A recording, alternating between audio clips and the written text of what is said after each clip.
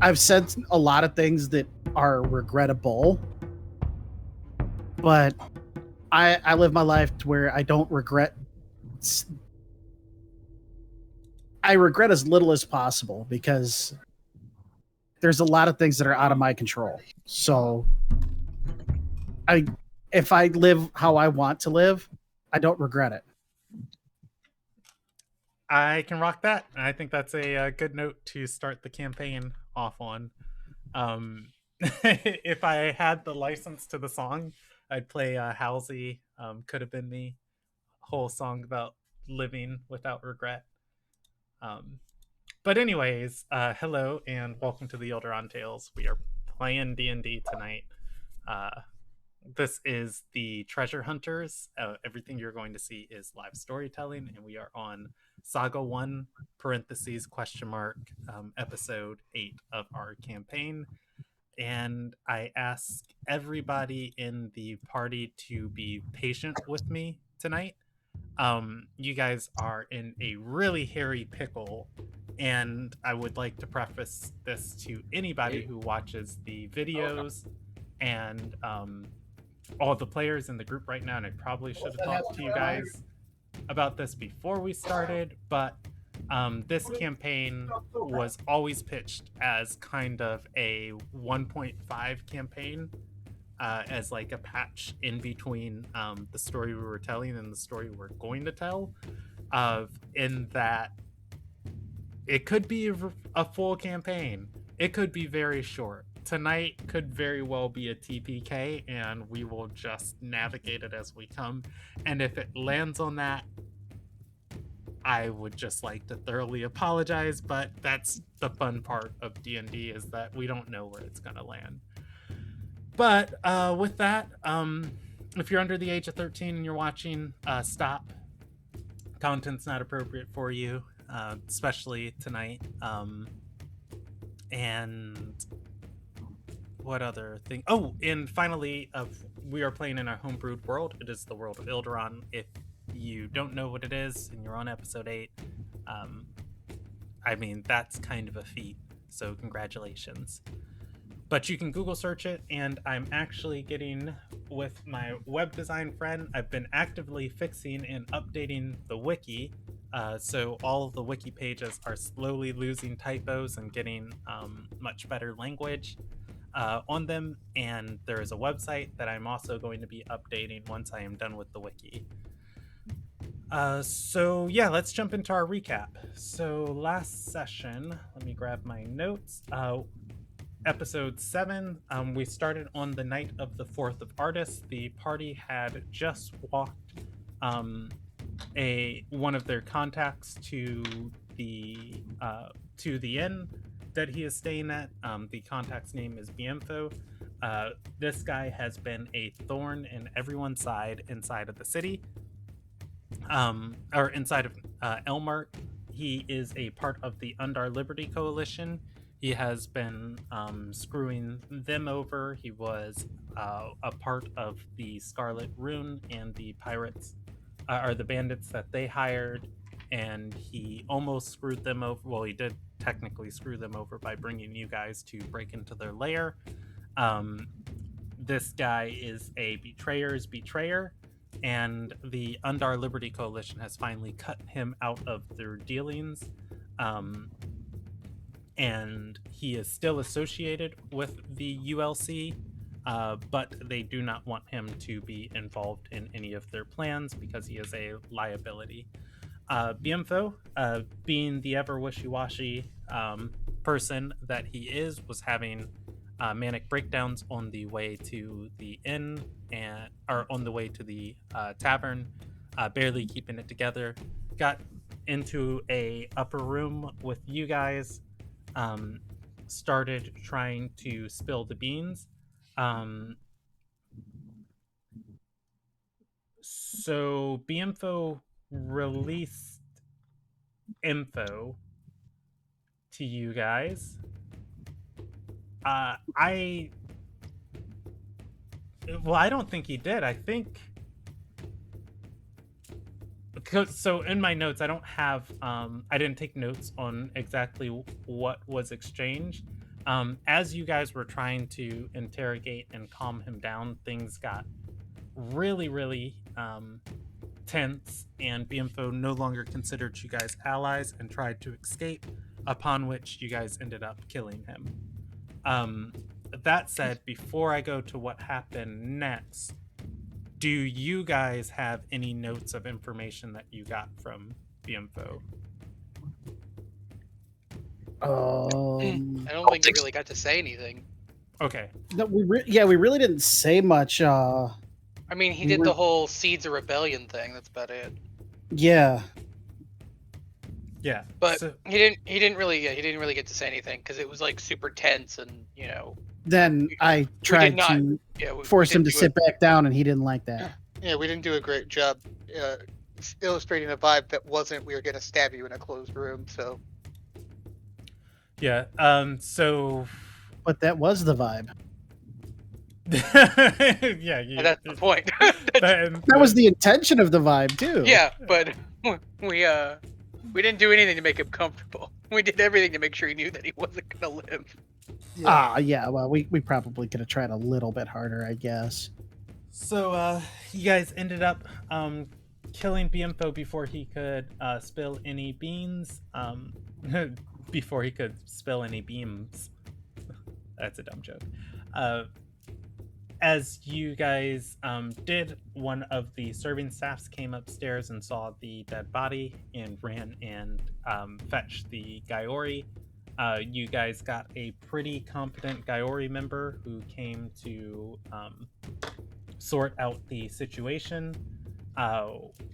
You guys told her that BMFO tried to attack and kill you, and you defended yourselves and put him down. She resurrected BMFO and is taking him to receive proper punishment for his crimes. BMFO contested them in a zone of truth, saying that he never attacked you guys. The party did not consent to the zone of truth and would not answer while subjected to it. So you guys telling the woman's name was... Point of order, we were never asked to submit to Zone of Truth. Fair. You guys talking to the Gaiori member you were talking to was a woman by the name of Anarkril. She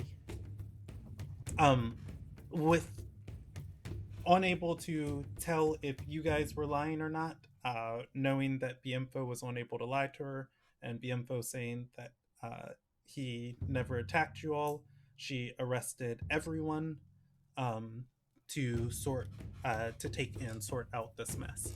As she is leading you guys to the temporary dungeon they have built in town, the party then noticed all of those crystal pillars that the Gaiori have been putting into the ground light up and summon beams down from the sky. The night has been illuminated, and there is a blue sky overhead. It is believed that the Asatar, Verena Girius, has brought the sun, living up to her name and prophecy of being the Sunbringer. We are going to pick up... we'll pick up 10 minutes after there with Ericrul... or that's not her name, Anacrul, ushering you guys to a keep. All right, she's going to take you guys to the northern part of the city. There is a stone keep here that is being rebuilt.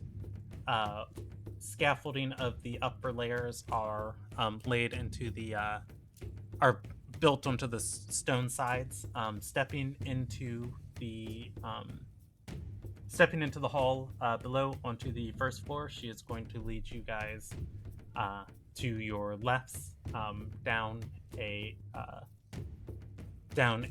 narrow hallway, to a staircase, turning around another bin, and marching you all down single file. You are in a small room below the ground. She walks forward. There is torchlight illuminating this room. There's a there's a gate in front of you. It has a large keyhole, and she's going to call through it, saying, "What is this guy's name?"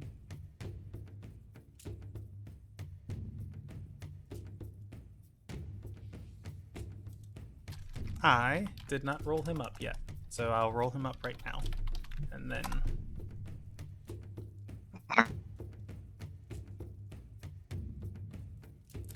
Alright, she's going to call for the dungeon keeper, and she'll shout into the darkness. And it's worth noting for Steve, who was not here last week, Anacrol is a caster. She is a halfling woman. You guys are manacled in chains, except for Searcher, being led single file through the streets. It is her and two of her Gaiori attendants. She's going to call into the grate and say, Tona, I've got 4, 5. I got 6 that need to be locked away for the night. For the night? What? Why for the night?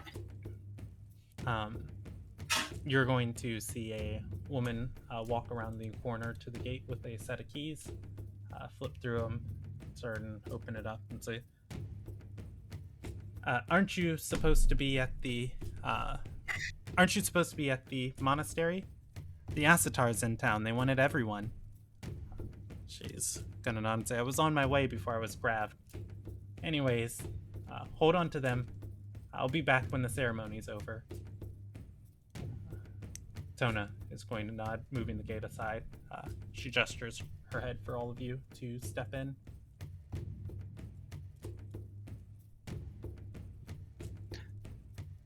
I do. So I step in. Yeah, I'll comply. I'll look at the leader and be like, I understand you have business to attend. When you do return, I'd like to speak with you as well.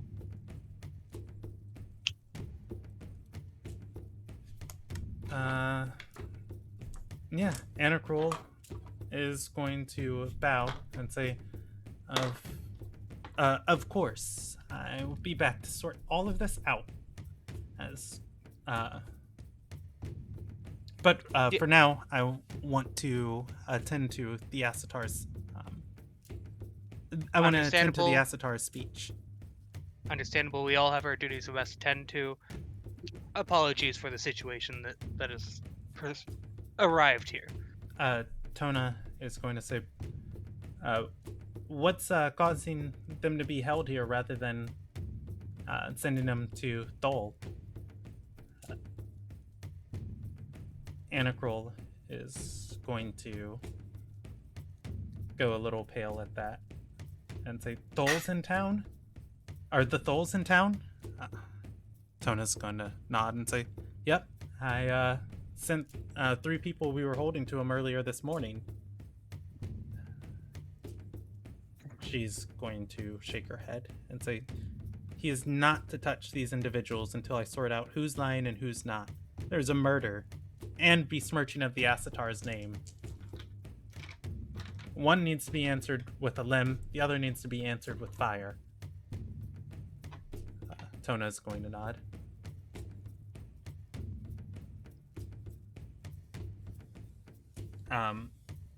Does everybody else step in? Like all you need is a limb, and Kravnix holds out his arm.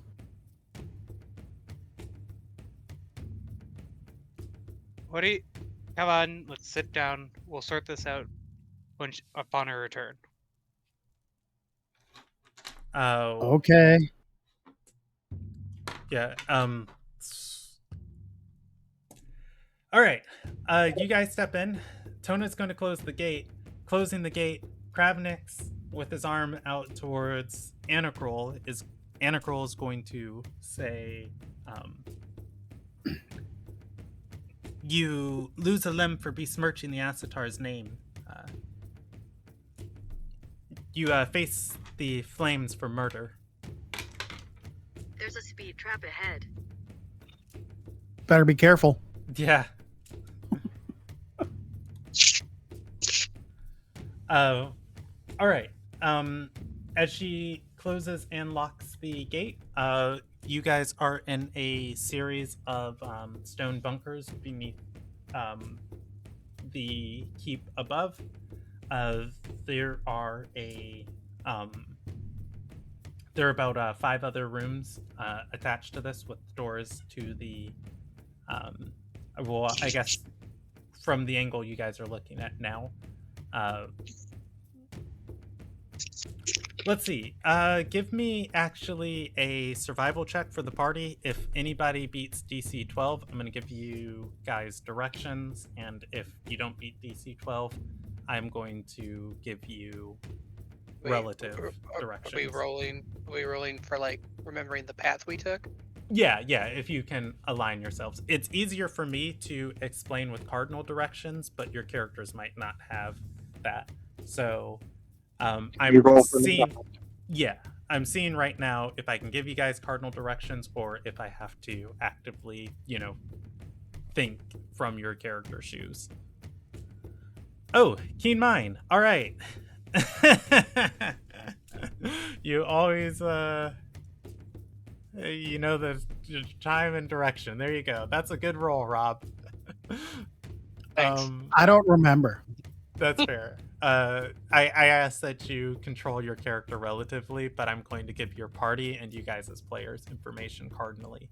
All right, so you entered on the north side of this room. There's a door to the south on directly in front of you guys. Halfway in the middle of the room, there is a open archway leading westward. With that, Tona is going to walk to a table with a set of cards. She's going to gesture and say, "There's only 2 other prisoners in here. Try to make yourselves at home. With you all added, that makes 8 of you. I've only got 7 diamonds if you guys kill each other. If you do so, try and do it quietly." And she'll look up from her table and say, "And if you come after me, that won't end well. Then I'll have just enough diamonds to resurrect anyone who is left. Anyways, play nice." She gestures for you guys to go.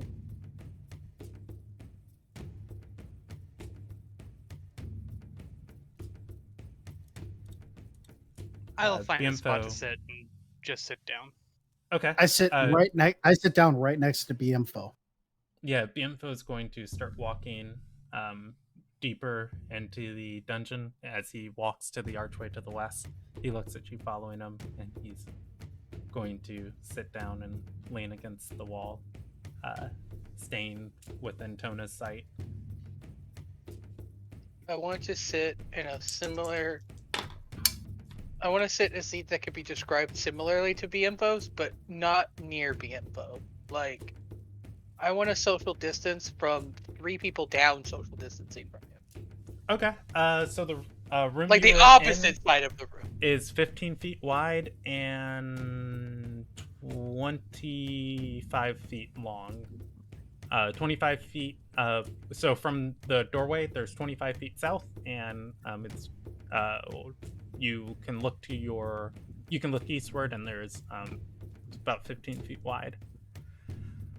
So yeah, you can just go sit 15 feet away on the other wall from Bientho. Cool. I want to sit uncomfortably close. Yeah, I wanted plausible deniability if this ends up in another murder. Fair enough. All right. As you guys are sitting, or sitting down and settling in for the evening,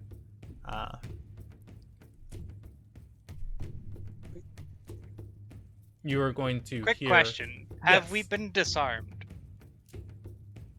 No, you have not been. Okay. Oh, you guys were never on manacled. Well, I was never manacled to start with. Yeah. I'm gonna roll a percentage die of how much do the Gaiori care about your comfort. 33 and below, they unmanacled you because Tona is capable of handling her own against the prisoners. 34 and above, the Gaiori don't have humane practices keeping prisoners. Ooh, 39. As you guys start shuffling in your chains, unfortunately, the furthest Dante can get is... Well, no, actually, Dante is about the furthest he can get from Bientho. The chains rattling on the ground. Yad, Dante, Omnis, Kravnix, and Bientho are all chained together. Where are the other two people that are in the cell? Oh, that was the other thing. This isn't a cell, but you're going to hear from deeper within the chambers. There is a echoing, help! Ah! Tona's going to look up, then go back to sorting her cards.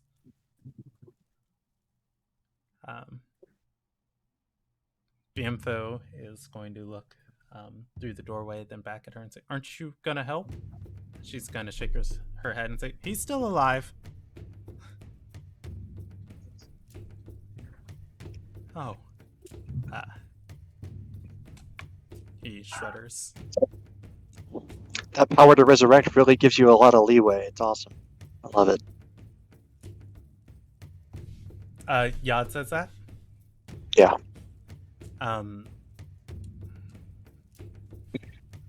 Tona's going to say, "Yeah, when you can restore life and restore limbs, caring for prisoners becomes a much easier practice." God nods. Oh, by the way, rattles the chains. Do we keep these? Are they ours now?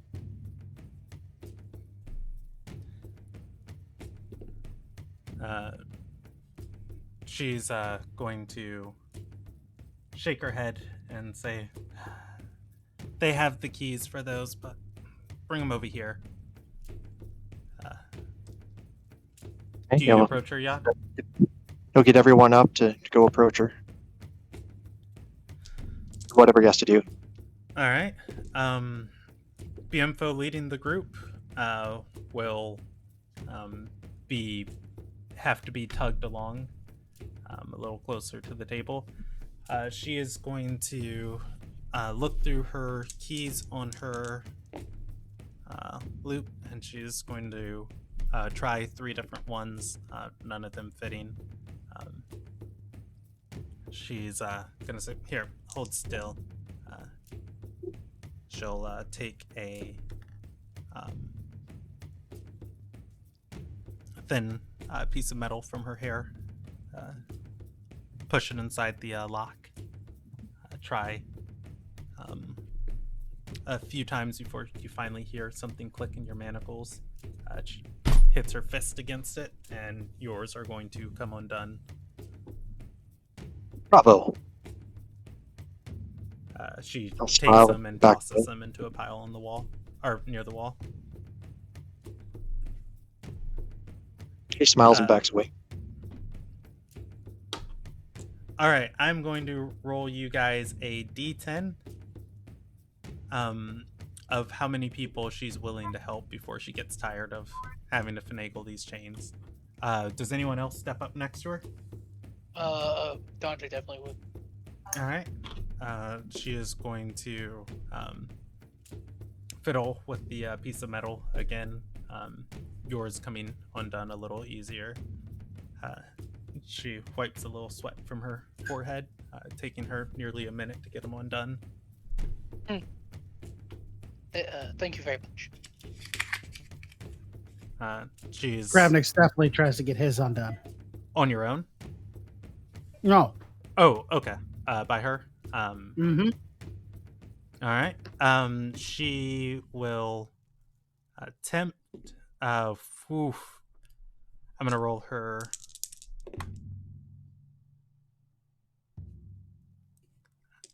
She's going to attempt.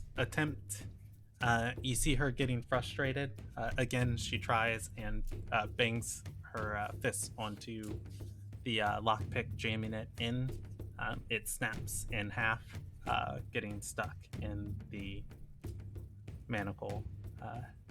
Her mouth is going to drop a little and say, "Drats."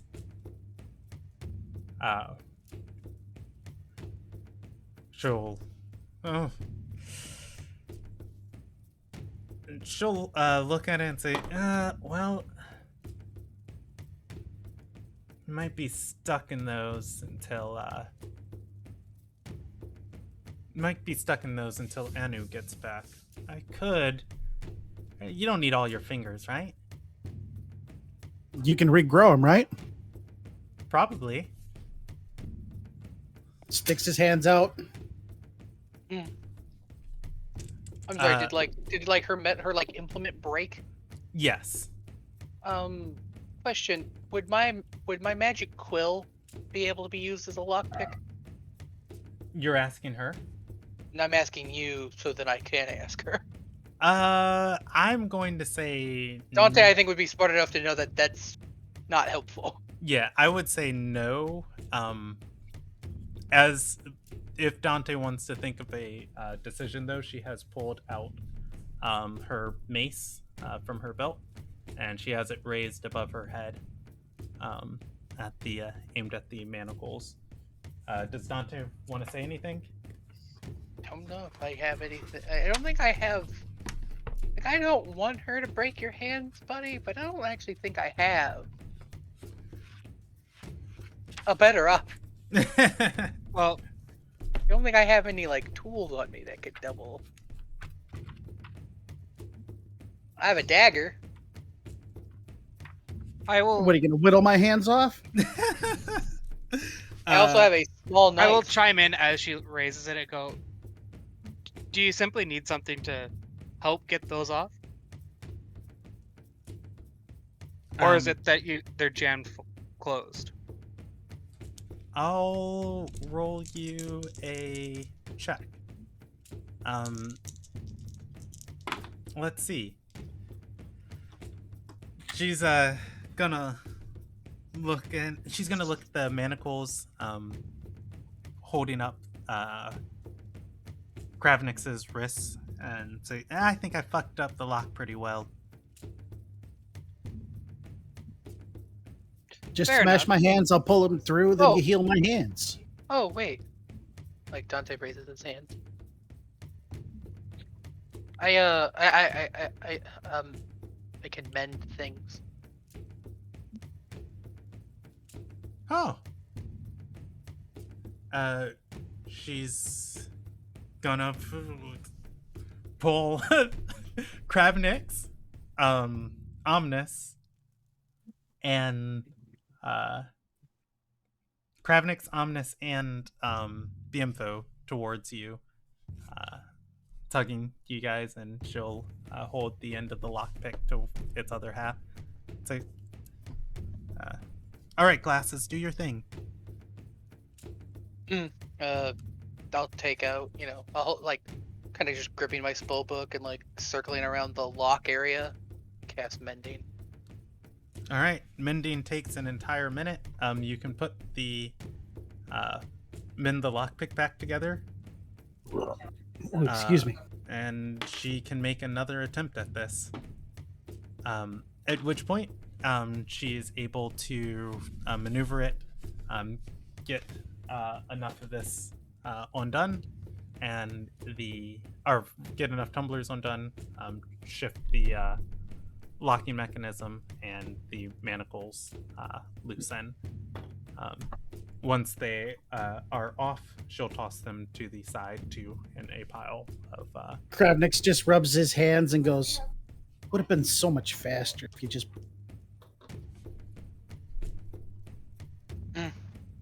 Tona is going to say, "Now, if Anacrol can't protect you all, it's going to be the Thal who gets to do that tomorrow." Well, Tell, what's the thought? Dante shivers. Alexa, stop. Sorry about that. She's going to.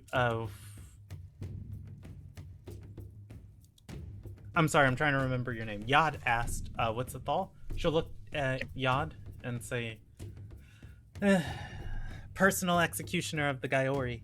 Everyone finds their place in the hierarchy, their purpose, what they're meant for. The Thals is delivering death.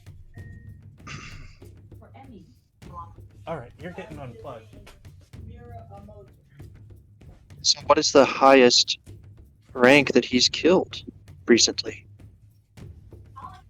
Sorry about that. I was getting messages from my Alexa and I had to unplug her. Let's see. Highest he's killed. She's going to say he's executed enemies of the Asatar on her order before. The Thal is not to be taken lightly. Understood. She's gonna sit back in her chair and lean and say, I think it would be fine to do the duties he performs for Undar. It's just so... The way he smiles when he does it. Shakes her head. I mean, I'm a sadistic bitch, but... Clearly. And rightly so. He takes it too far. Yeah. Sounds like it.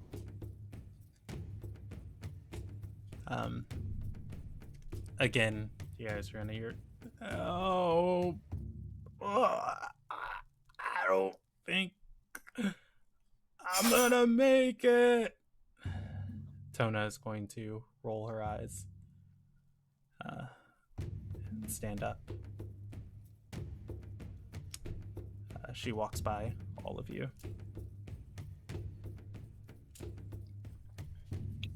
She walks through the doorway. Once she's been gone for a few minutes, I'll look over at the info.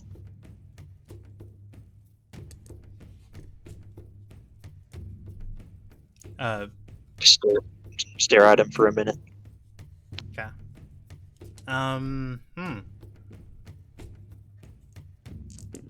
BMFO's gonna say, stare at yourself! There isn't a mirror. You know, if you don't want to end up like him, speaking as though you're going to die, you might want to explain why you want to live. Explain the things that will make us happy to coexist with you.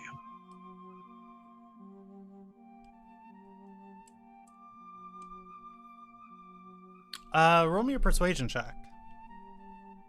Do that for me. I'm not quite home yet. Okay. Let's see. Yod. I think. Yeah. Okay. Yod, You are going to roll a 15. And he's going to say, so now you speak. But you didn't want to speak earlier. When you all were trying to kill me in the, or when you were all trying to kill me in the upper part of Valera's place.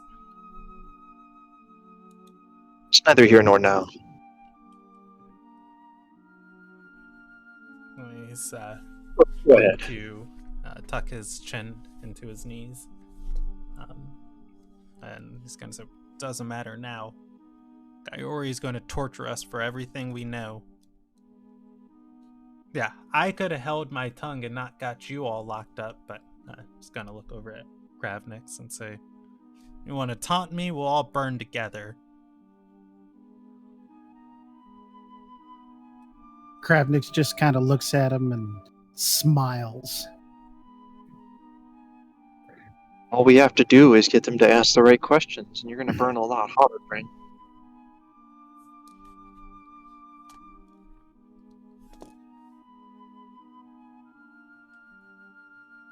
So what do you say? Want to tell us something?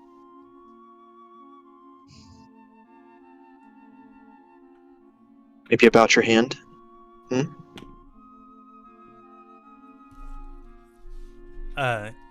He's going to swallow for a second and say, how do you know about my hand? Just wink at him. I know a lot of things that you don't think that I know.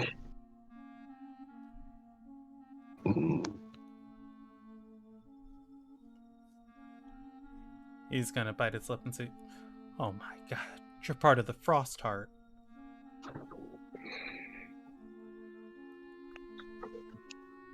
Dante's taking notes. Dante's He taking makes, notes.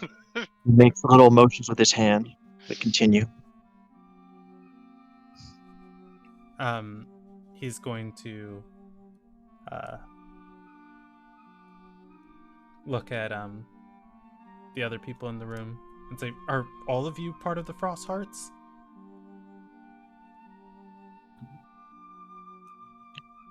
No, sir, I'm a scholar.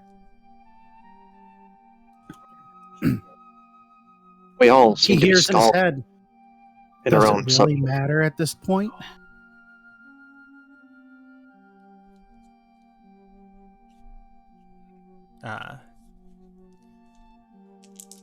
Bienfo is going to respond out loud and say, yes. Yes, it does. Because let me tell you something about your friend here. People go missing. People who speak out have opinions. People who want to shape this nation. Trails of blood, family murdered. Not by the fire of Gaiori, no. But by blades and knights. Who do you think's doing all that? And when you're done being useful, what do you think's going to happen to each and every one of you? I just kind of pull my shirt open a little bit, and I show him that my pale, really ugly skin that looks like it's already been dead and starting to decay a little bit. What do you think's already happened to me? You know, for a man that's died once, you seem really interested in doing it again. I don't think it's gonna last. Didn't last the first time, and I just kind of stared daggers into BMFO.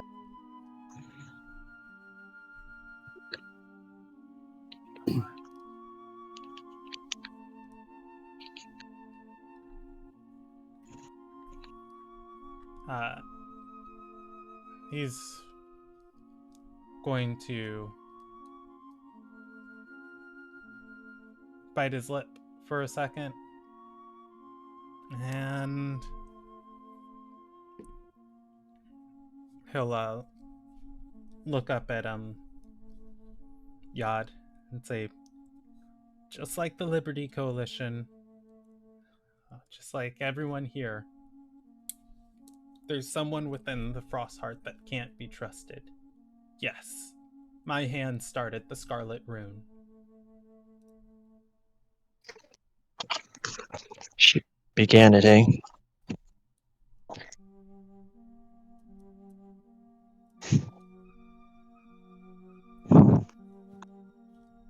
How do you feel about that?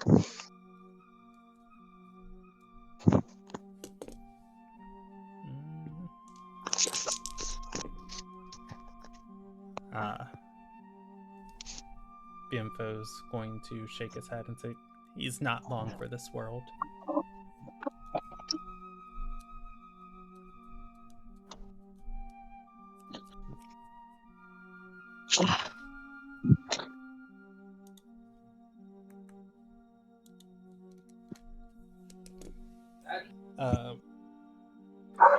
As you guys are talking, stepping back into the room, Kona is going to move towards her table.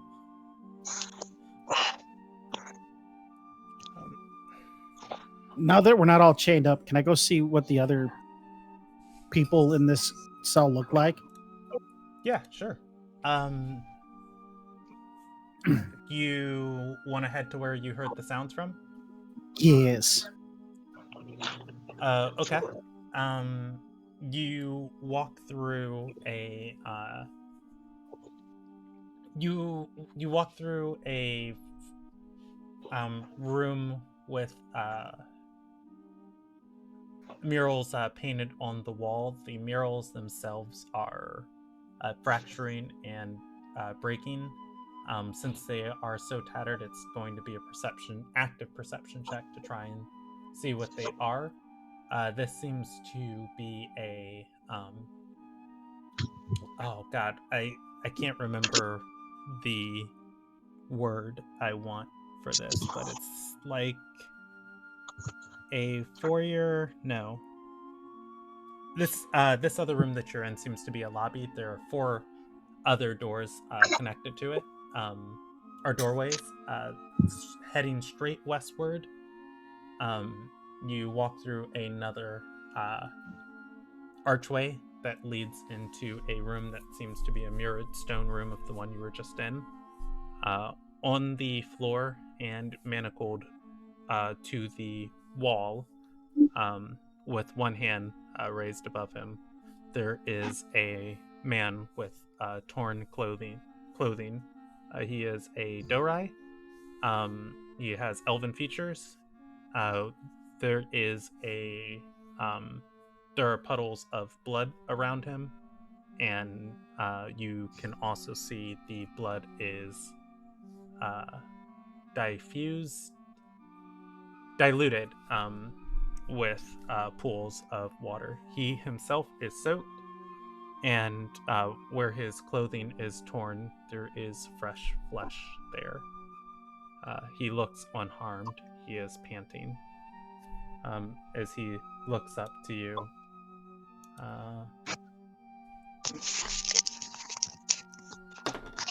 he's going to look up to you and say, "Mercy, please."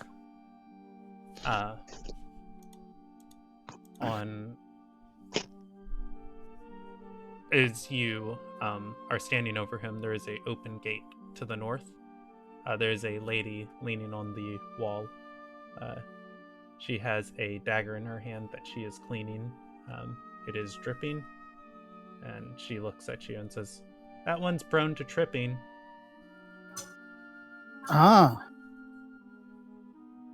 You should be careful. Don't trip with pointy things. He's gonna look up at you and say, "Please, mercy." I pull out a ration and I hand it to him. He's gonna nod, taking it, and he'll curl into a ball against the wall. And then I kneel down next to him and I pull out my water skin and I give him a drink of the water.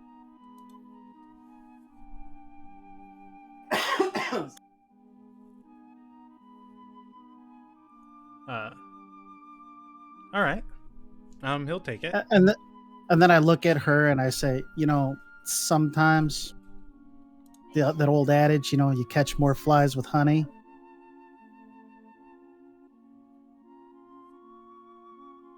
And I just kind of ignore anything she says after that. Okay, she doesn't say anything. She just watches you. In his head, he hears, "You all right? You all right, buddy?" Let's see. How's he feeling? He's gonna say, just want to go home. Why do they have you in here? He's going to look to you, responding in your head. He's gonna say, I cheated. I stole. What'd you steal? He's going to shrug and say, I don't even know. It was some I think totems, statues, gambled away, wagered on a card game.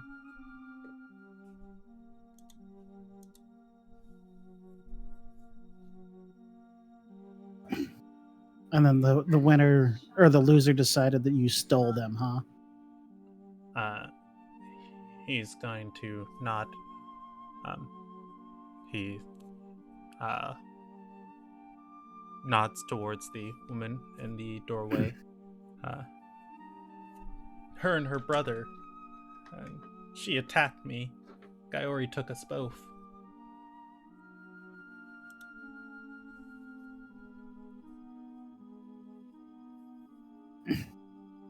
I don't break eye contact with him. And in her head, she hears, "You want to make somebody else fall?"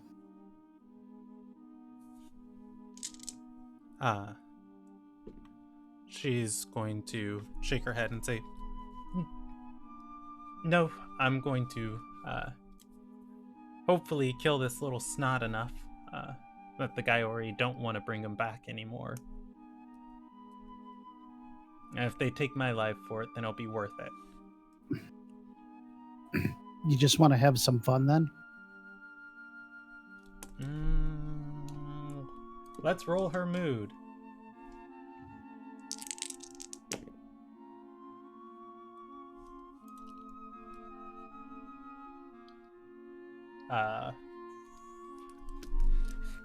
Roll me a persuasion check.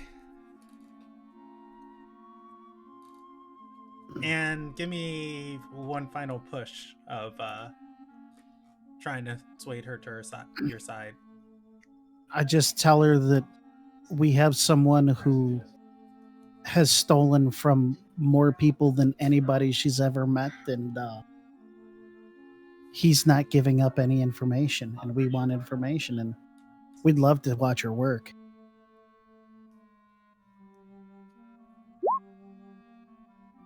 Not very persuasive this time. She's going to shake her head and say, I don't need, and she says this out loud, I don't need him to give up any information. I just know by the way this slime blew into our fields, exactly where he's from and who he used to work for.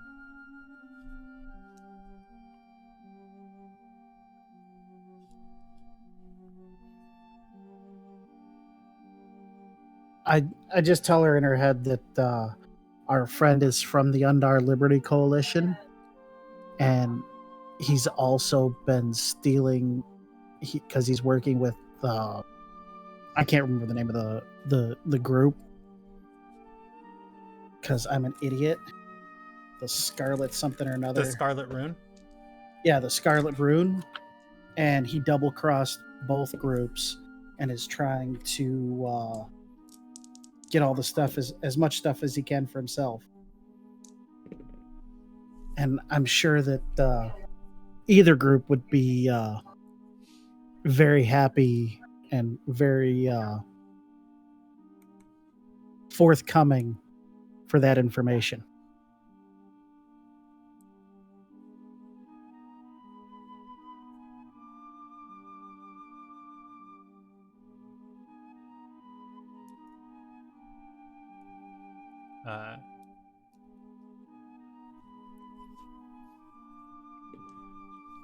let's.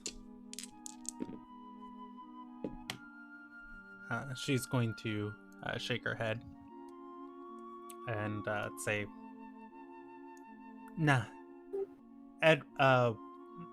Worse. I serve at the will of the Gaiori after this. Or at best, I serve at the will of the Gaiori after this. At worst, I'm put to the flames. But as soon as we have the opportunity to set things straight and he returns what was taken, the Asatar will reward my loyalty." Why? And just what has he taken? Because other than your baseless accusation,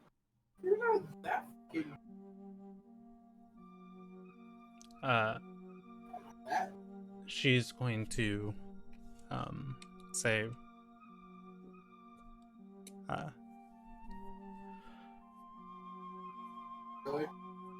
burial monuments for our ancestors. He's going to shake his head and say, "Those aren't burial monuments. They're more valuable than you know." I didn't call them. What the fuck? Yeah. At which point she's going to shake her head and say, "It's just like one of Tydethal's lackeys. Coming here trying to get everything you can get your little claws on and sell it for as much as you possibly can." Kravnix immediately turns and looks at the guy. "Do you really work for Tydethal?" He's going to spit and say, "Tydethal's dead. I work for myself. But I can appraise kayak artifacts and know what is worth what and where I can sell it. I just have them sitting in the ground."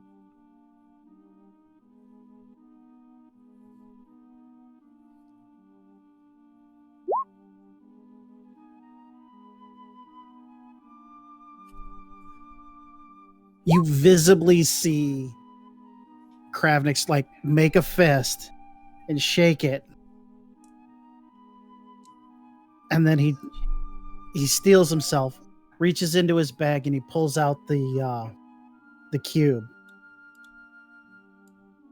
and he says, "Can you tell me what this is?"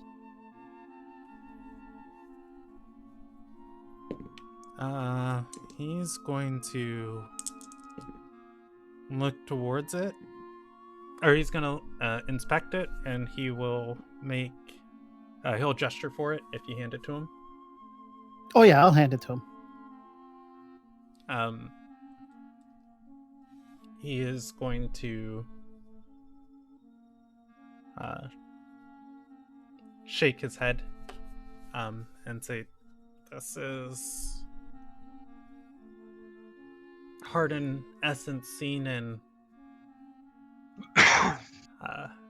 few kayak artifacts, crowns, necklaces,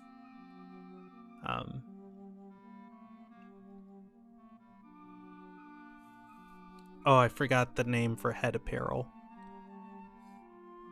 Tiara? Tiara. No, not tiaras. The things that hang on your head, like head necklaces. But Okay, I understand what you're yeah, talking he'll say hair ornamentation. Sure. It's a resource for a mark of royalty.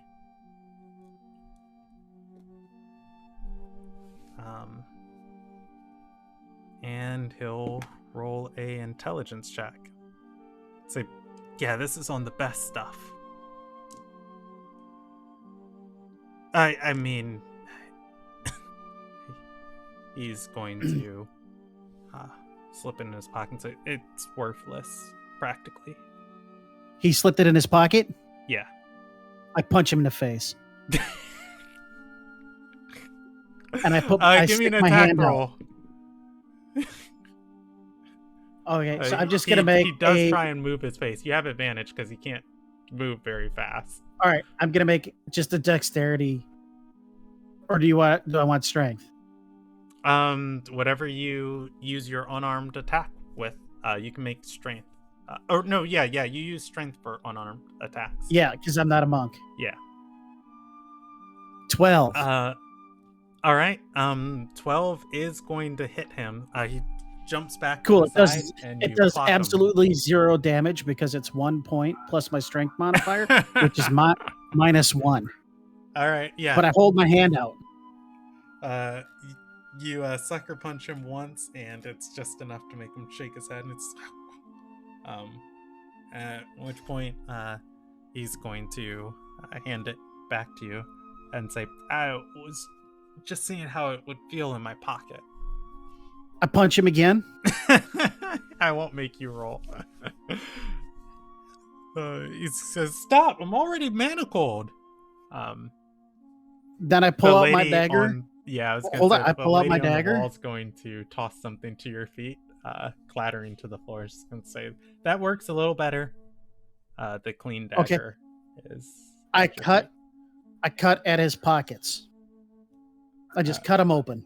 Okay, as you go to cut his pockets, he screams, "Help, please!" Don't steal from me.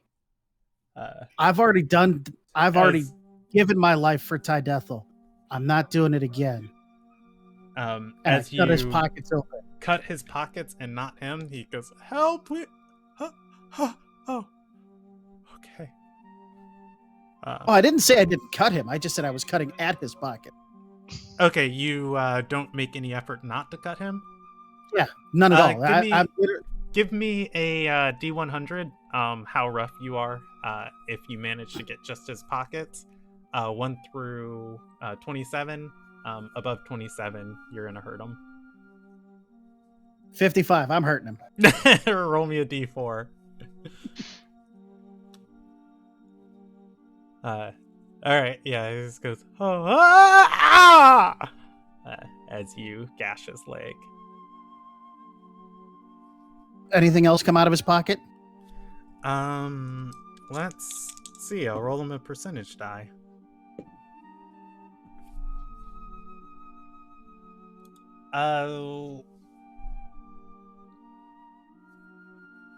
Yes, you will get something out of his pocket.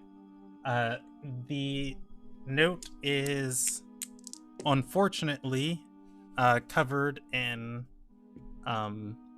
his own blood, and the writing on it is stained, as he has also been soaked in holy water from Tona. The ink on this note has bled. It seems to be a list of something. Cool. I take that. And then holding the dagger up to him, I'm like, what's on the list?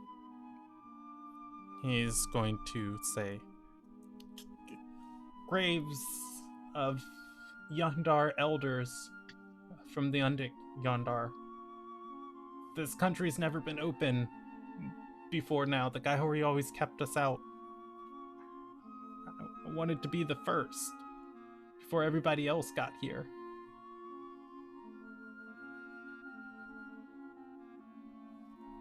So you're just here to what? Live up to Tydethel's name?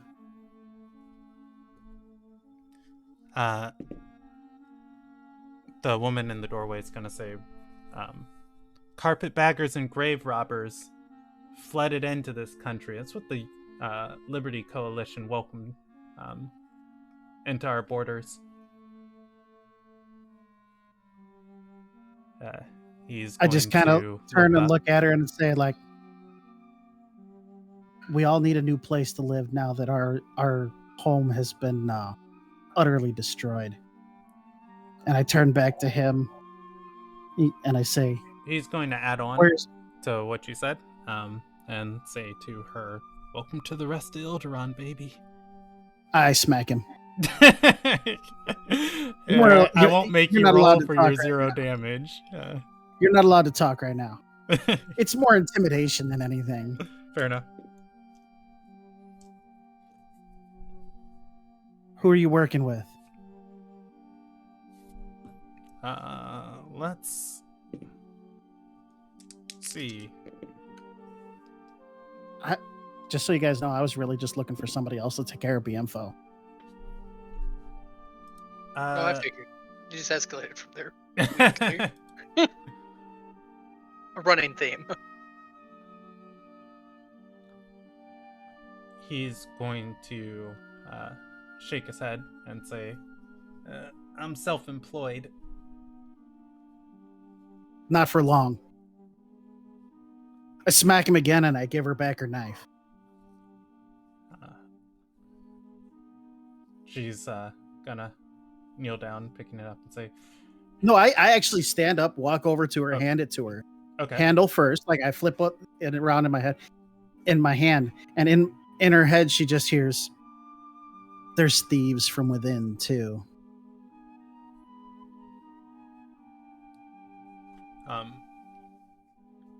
She's going to nod and say, if you hear him tripping a few more times, it's just because he's so clumsy. You should meet my clumsy friend. The man. He was involved with everything at the monastery. The man is going to look to you, talking to the woman. Say, no. I bought the information from a half elf in the farms north of town. Filcus.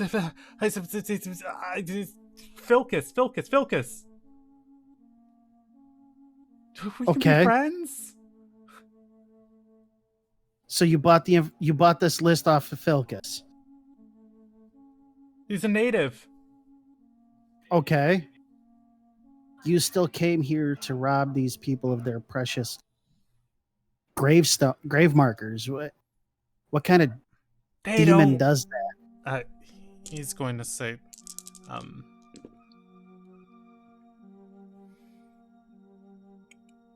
he's going to say they don't know the things that they're using. They think that they're important family heirlooms because they're passed down hand to hand, but they're important for completely other reasons. Does it matter why they think it's important?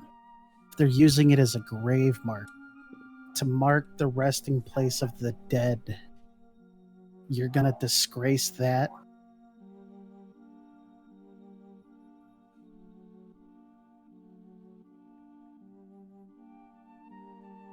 And Yes. as slyly as possible, Kravnix is just gonna wink.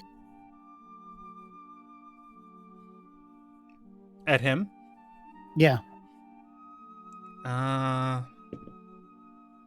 I don't think he's going to pick up the gesture. As he's going to reply with, if you saw somebody using a sapphire the size of your fist as a paperweight, wouldn't you be implored, or wouldn't you be compelled to give them a stone instead and take the sapphire? I'm just doing what any good, honest story would do. That's different. A paperweight and a grave marker are two separate things.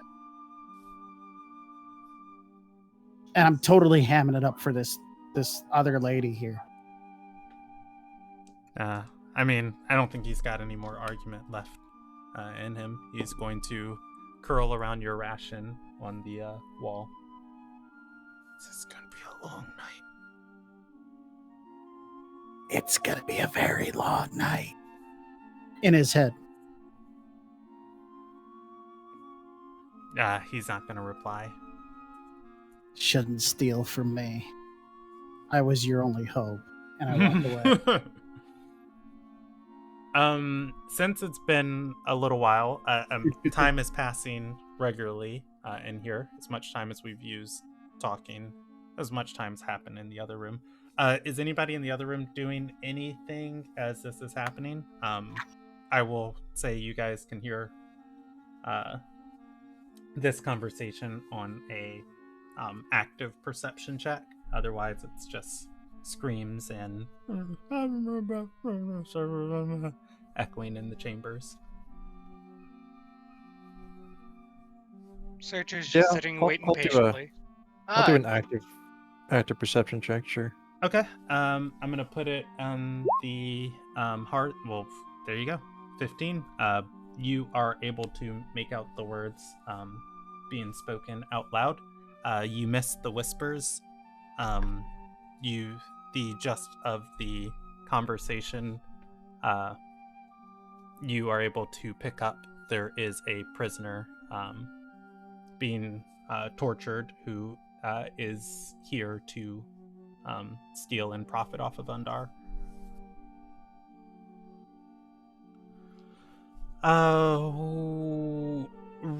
Rob, you said Dante was doing something? I'm gonna bother BMFO. Okay. Bienfo has his hands wrapped around his legs and his chin tucked into his knees. I'm gonna walk over and sit next to him. I'll still be boring holes through BMFO as well, waiting for more. Okay, he is avoiding eye contact with you. So, first of all, Dante, nice to meet you.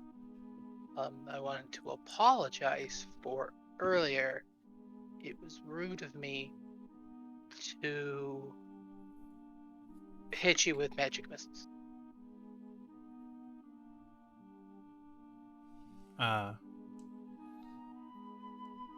Bienfo's going to look up at Dante. He studies you for a moment and says, "What do you want to know?" Well, mostly, I guess, a little bit of everything. I'm very confused because gestures to the bird and the shapeshifter.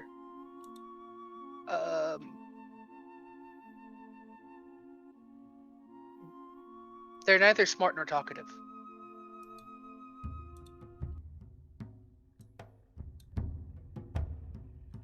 I might not be talkative, but how do you know I'm not smart? I know the company you keep. Bienfo is going to say, "Oh, what's there to say? Your friends ambushed Business acquaintance. ambushed a associate of mine, threatened our lives on the bridge, forced me to lead them back to our inventory, killed several of the hands protecting it,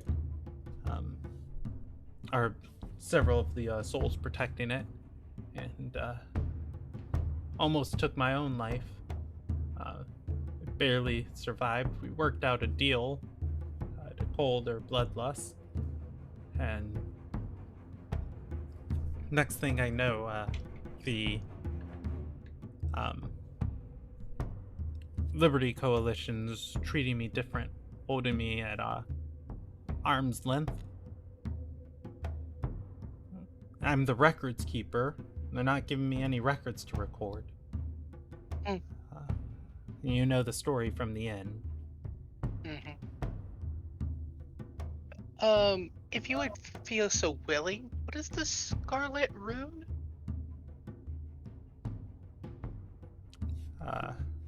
Tona is going to look up from her card game.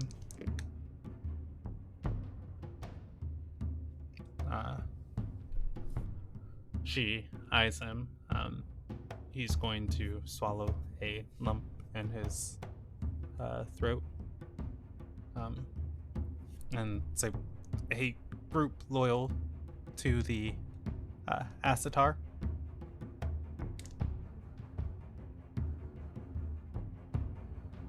She is our bright and noble sunbringer. he nods. He'll speak up and say, "There's dissenters that hide amongst us, and the rune was started as for a group of patriots to help the Asatar secure power."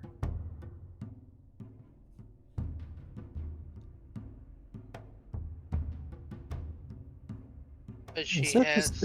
is that what you would say under the spell of truth, man? Really? He's Try to going intimidate him. Yeah, roll me an intimidation check.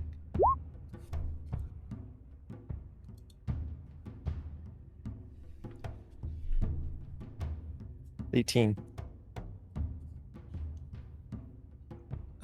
He's going to nod and say, "Yes, I would." Odd will kind of glance. He breaks At the- eye contact with Yod. He'll glance at the woman, the knight, She's tapping and her then hand against the table. Shrug. You're not from Undar, are you? Biemfo? Hmm. He is going to shake his head and say, "No, I was born and raised here." Weird. We're usually made of less anxious stuff.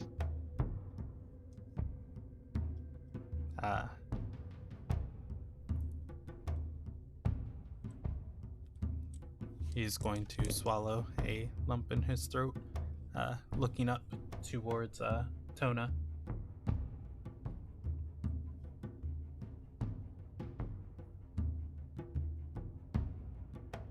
Oh, really, I wanted to just bother you for a moment because there is the matter of a very nice seamstress.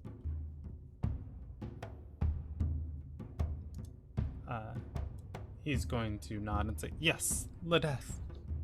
The one." She does not like you.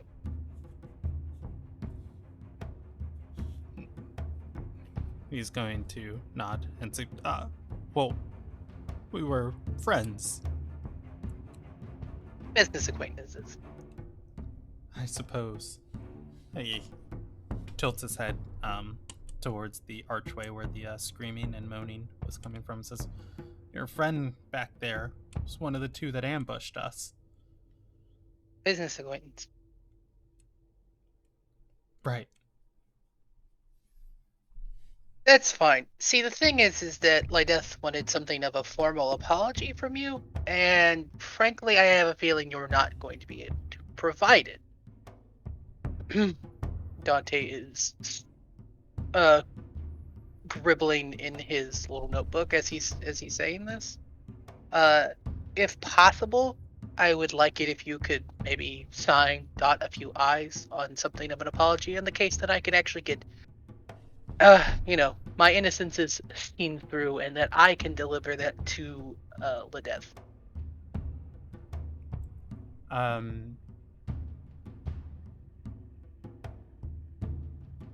So are you handing him your... I'm opening it up. Okay. Kind of like we're like right next to each other, so it'd be kind of like the shuffle over, like, yeah. I've kind of prepared he'll my gesture board. for it. Just a second.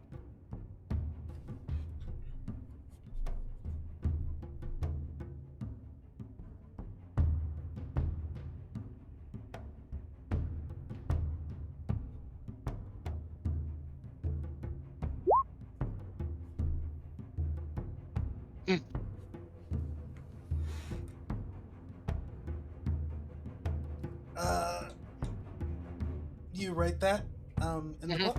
All right. He's going... Do you just give it to him to...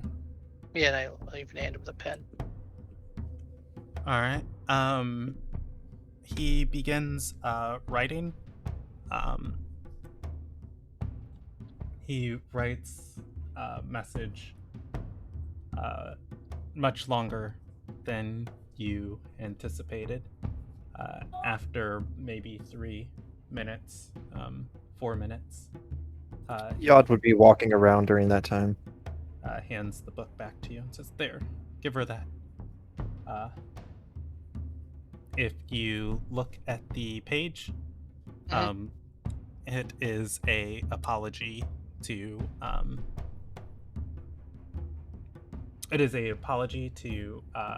Ledeth, in extensive detail. Upon studying it further, you've noticed he has written some letters backwards. He has ciphered a response. It's going to be an intelligence check to decode it. Just a straight intelligence. Unless you can make an argument for another skill that you would use on the case of it. And I would argue, I'm gonna argue investigation because I'll have to go pick through each letter and then. Yeah, I'll allow it. So Yod is exploring to trying to find any windows or things like this. Okay, I will come back to you. I handle this scene in the same amount of time I gave Havoc, Just letting and you know. then I will, see what everybody's doing in the meantime. All right. You stop and try and read what he wrote, putting together the words. He is going to, or you are going to be able to string together a message that says, during the war, met Cordus Nox, learned of outside world, the Gaiori lie, Northhold.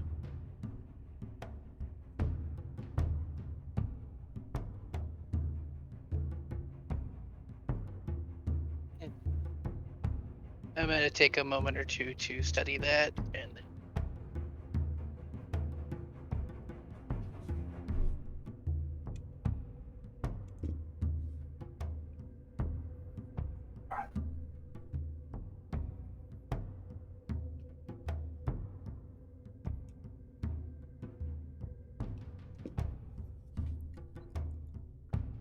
Oh, so looking over, it's like, oh, this is heartfelt.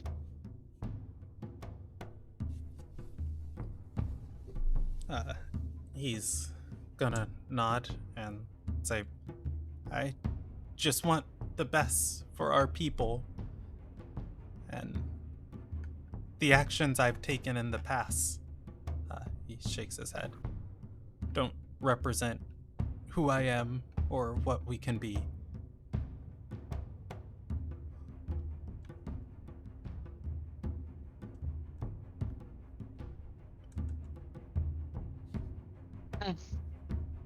Well, hopefully, in whatever time we may have left,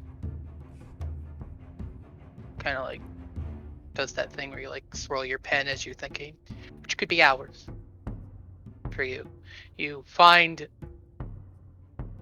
your place in the hierarchy. He's going to nod. And he's going to respond with, and I hope you find yours with eyes wide open.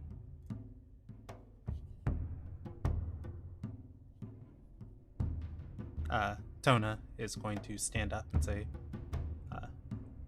let me see that book.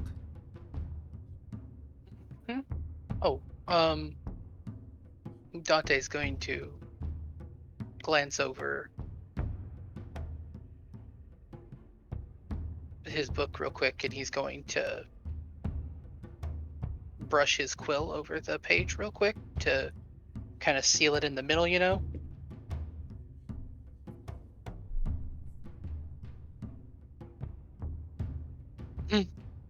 then hand it over. to note, just in case it's being clear, Magic quill is following. Doesn't require ink. Right with the second to last paragraph. Let's see. You can erase anything you write. If you wave the feather over the text as a bonus action. Okay. She is going to take the book from you. She'll read over. She'll read over BMFO's letter.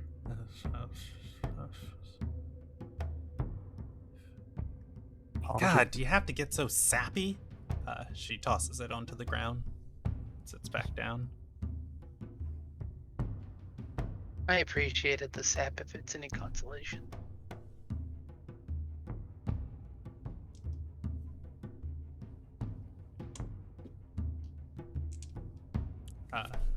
And pick up my book. BMFO is going to tuck his head back into his legs.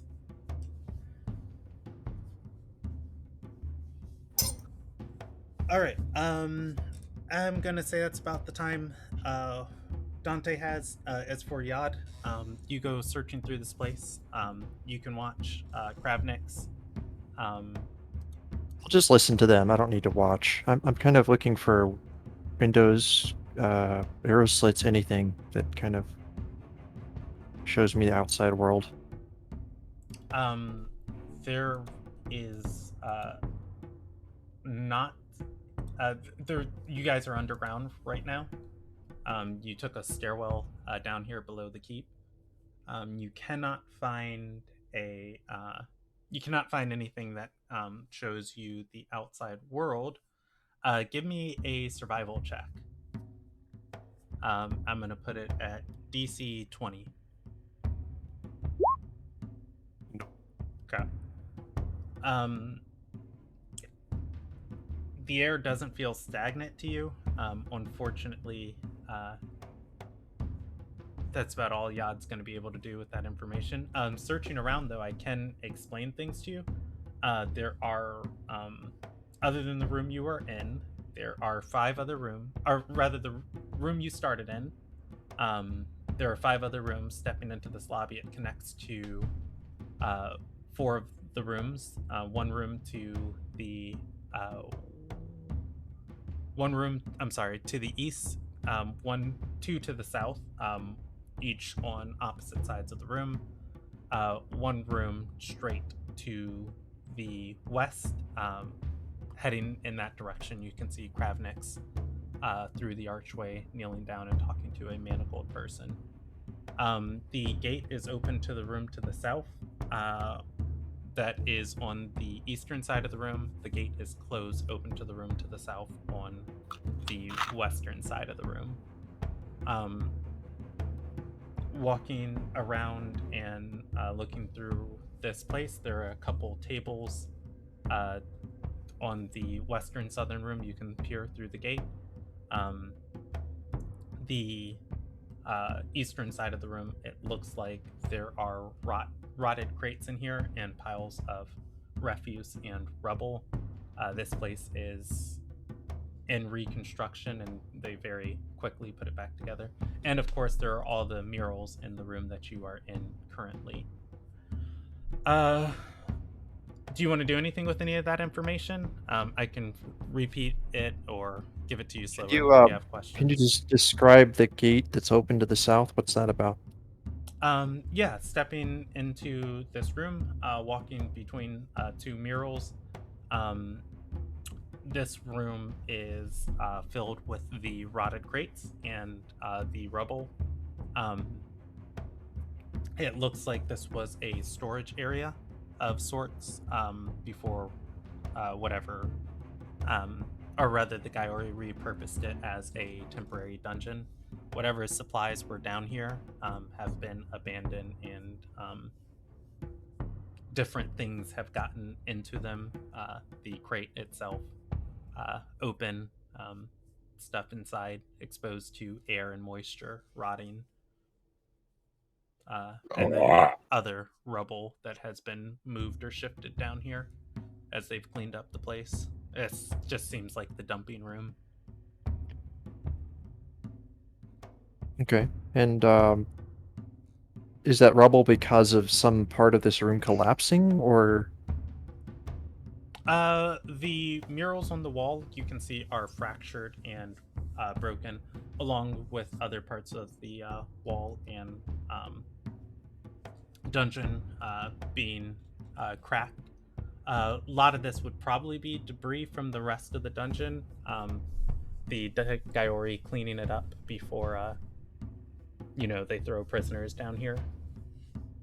Okay. Do any of the mural cracks? I'll use my finger to test if there's airflow through them. If there's any light coming through, things like that. Okay.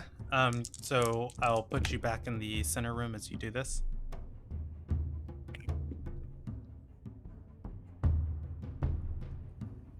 Go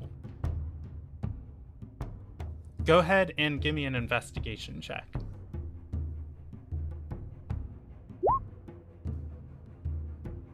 Not very good. 9. Yeah. As you run your hands across some of these murals, you are going to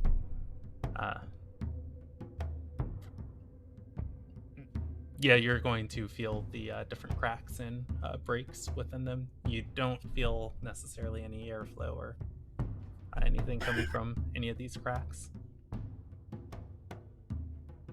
And I can't visibly see anything through them? Not through them. I will say, I'll give you a free, perception check. Give me a perception check, and this is going to be a semi-advantage perception check. If your passive is higher, you are not challenged in this, so I'm going to give it to you on your passive. But that said, as you're running your hands over this, you have time to take this in, so you cannot do lower than your passive on this. So go ahead and give me a perception check. All right, it is. I'm gonna go with a 12.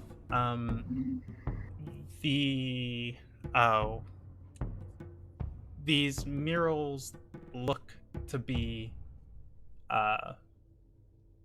to Yod, from what you can put together of them, a mosaic of the night sky. All right. Are there any? Oh, go ahead. Do you have any? Sorry, are there any stars within reach? Stars within reach. Yeah, I would say a multitude of them. Okay, I'll randomly kind of press on a few of them and things like that.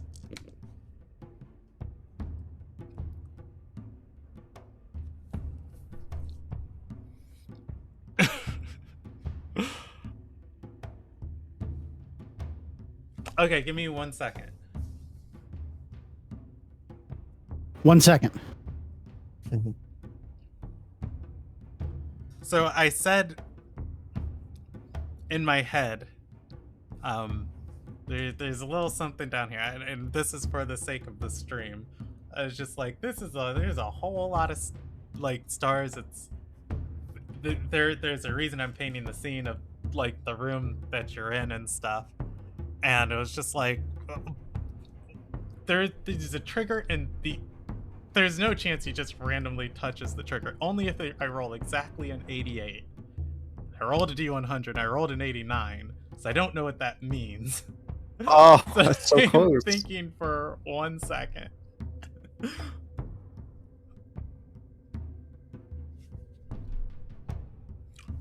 You know what? All right, Yod, you are going to touch a star, and you're going to feel it shift into the wall. As you do, it is going to crack and fall out of the wall, falling to the floor. Okay. And what does that mean? There's a hole there now? You have broken another piece of the mural.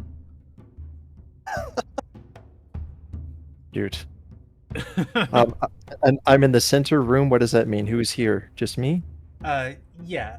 There are archways leading to the party on either side of you. I'm going to rule this as kind of the end of all of your guys' time of people doing separate stuff.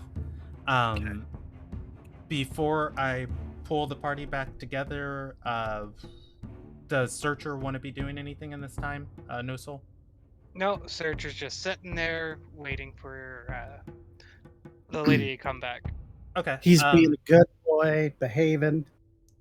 Kravnix, you are going to leave that or you're going to leave the western room, stepping back into the room with the murals to watch Yod break a piece of it off.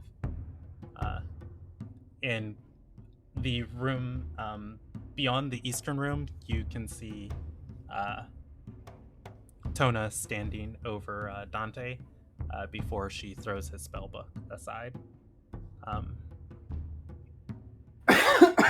For all intents and purposes, you guys are synced up time-wise, and the party's back together for the 60 feet you are apart. Do you guys want to do anything else in the dungeon, or try your best to get some rest? I just look at and I say, "Did you figure anything out?" It may take more time. Want to help? Sure. I'll give you a hand. What are we doing? Like I was. And I push another star. Just random stars? Well, keep track of them. Maybe just progress. Does it look like a specific? Like, can we notice like the constellations? Would it be the constellations of a certain time of the year or anything like that, or just an Seven. artist's rendition of the night sky?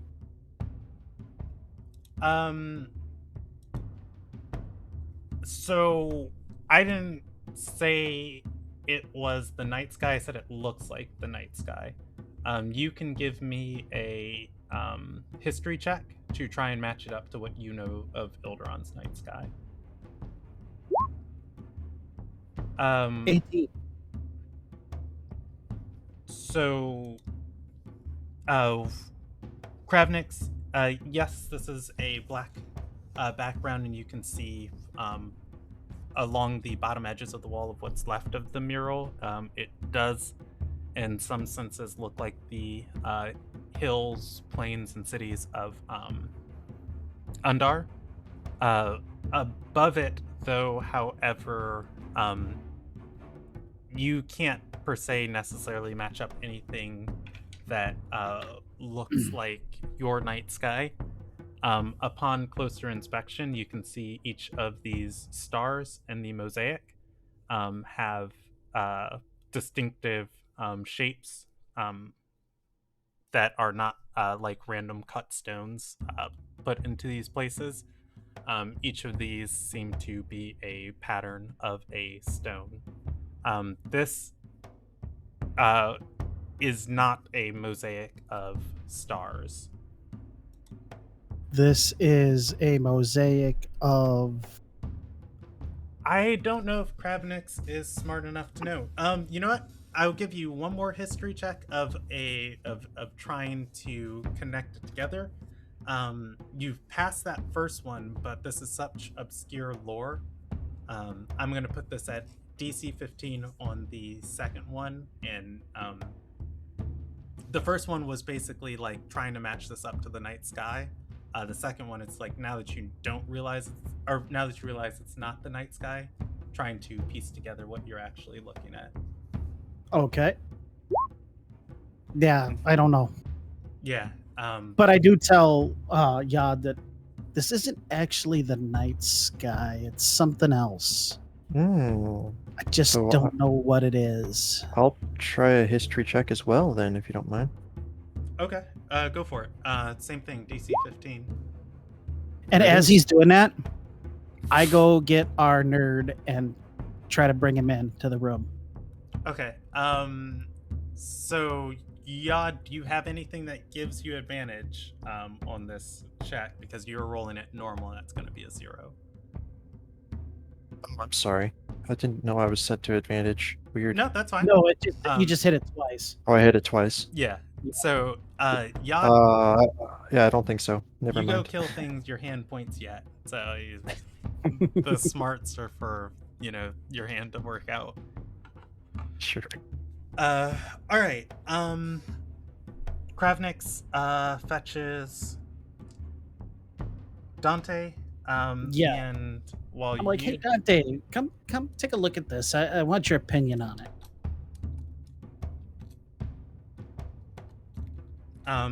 I'm going to ask for 30 seconds.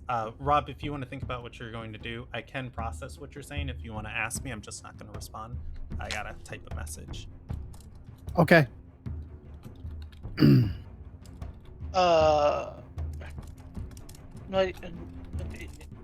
What do you need? Well, these murals are a little. And in his head, he just hears, "There's something going on with these murals that I don't want the guy already to know just yet."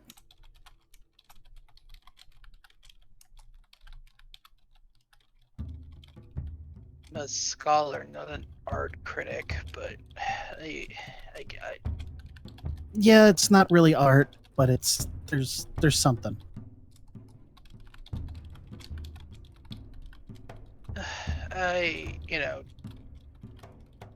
Dante's gonna start kind of gathering himself to get up. I guess You've got nothing into else to do. No, got looks around. Yeah, I Damn it, guess. you're right. it's like looks around. Yeah, I guess following you can't get me into any more trouble. Yet.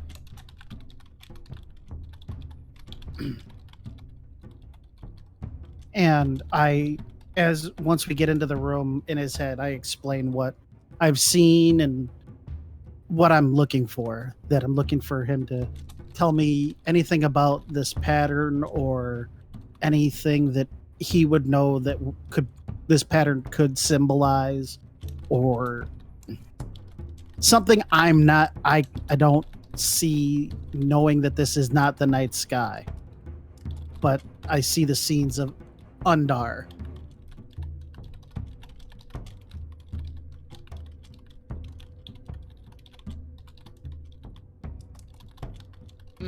Well, yeah. So Dante gets up, kind of starts shuffling over, I guess. Is Dante a shuffler? He's a shuffler right now. Like, Alright. he doesn't pick up his feet and you hear the shh, shh, shh as he's walking? Yeah, Oh, that would drive me fucking nuts. my shoulders are real drooped at the moment. Oh, All right. Dante is going and trying to inspect the murals.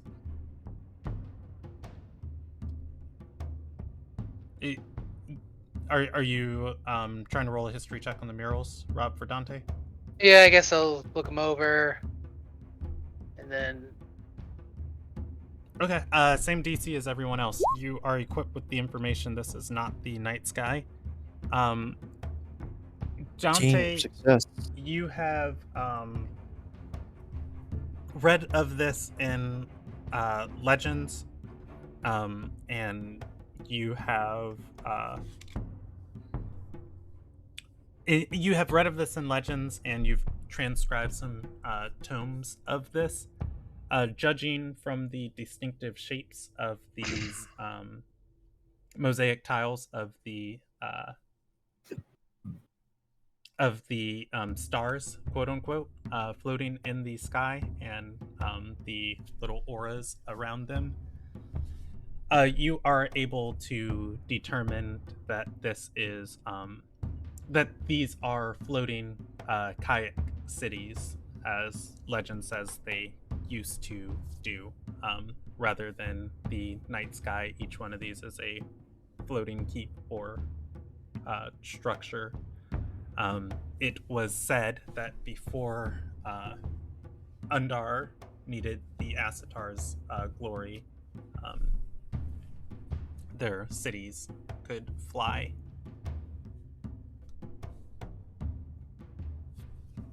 No, these aren't stars. They're Kayak City. And if they had the ability to float cities, and this is just an outsider, why was the Asatar's glory needed? Following the destruction. Like you people don't know your history. Do you even know how to read? Yes. Elizabeth the Undying and Gendoi brought forth a terrible reign of the Archblight upon the Kayak Empire, shattering it, and in its dire hour of need, Verena Gaius rose from the ashes to bring the sun and cleanse our nation of its blight, thus restoring us to our proper glory. I almost kind of want to like look over at Tanya and just be like, these people, am I right?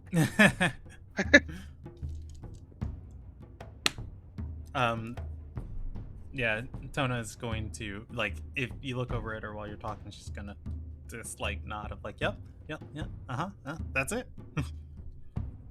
Wow. Could that be more rehearsed? And then I look into the room at the guy chained to the floor, or chained to the wall, and I say, yeah, I used to know somebody a lot like that. As I'm looking up at the ceiling.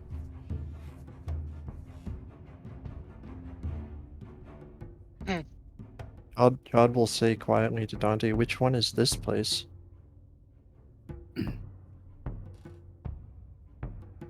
Like, what do you mean? Here. Is there on your left. one that would be close to where, close to Almark? Dante, looking at this, to the best of your ability, putting together the runes of this structure that you guys walked into, what's here in the basement that you're looking at, the room you're standing in, this was some sort of observatory.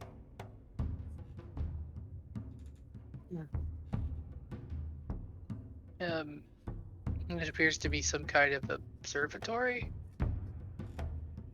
Quite possible it didn't float at all. I'm at the city or something near here. The capital in general. Are you asking if something nearby floated once upon a time? Mm-hmm.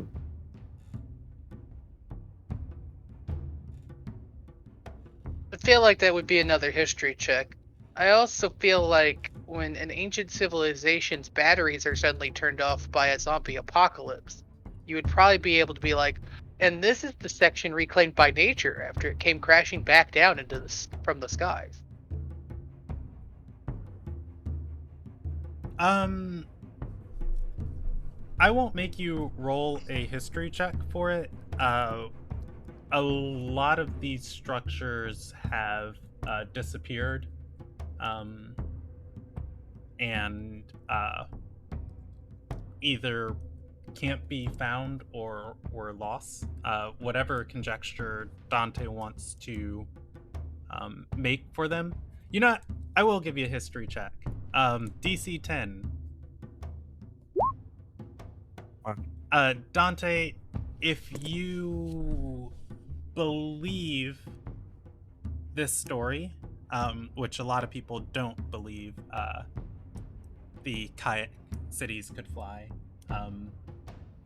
If you believe this story, the fact that that the cataclysmic end of the kayak empire and so many people dying and going lost makes more sense, and maybe that is what is submerged beneath Elmark. But if so, I mean, it's all conjecture. Look, If you're asking what part of the city might have once been a floating city in the sky,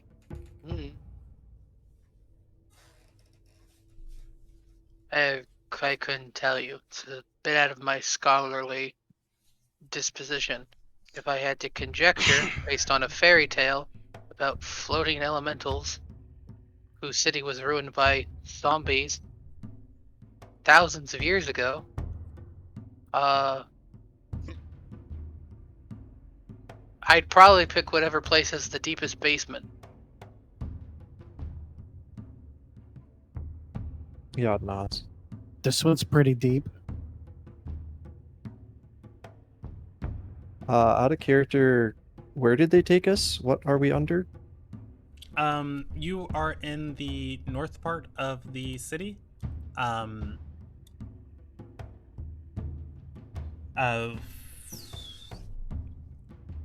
I'll roll a percentage die if this place was labeled with some sort of sign. It does have a name, but just as far as if you guys were able to tell it. And it was labeled. I'm going to go on your passive perceptions on if anybody picked up the name Kravnix and Searcher as you guys were brought into this place. It is called the Night Sun dungeon. Or, well, I would say the Night Sun barracks. And how deep are we underground, actually? Like, relatively speaking. The party wouldn't know, but Dante would be able to conjecture maybe 40 feet. Or not conjecture. You would be able to kind of map your steps with keen mind. This basement isn't deep enough.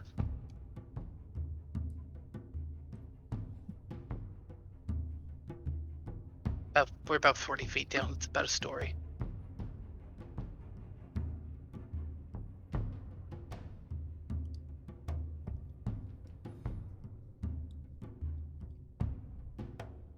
Anyway, Yod will keep touching these things, pushing on them a little bit. Okay. I can anything better to do.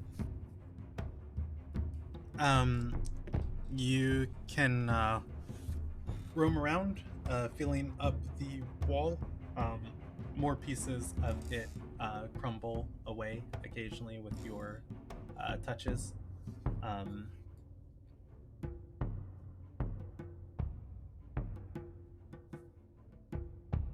Kravnix did ask Dante a question.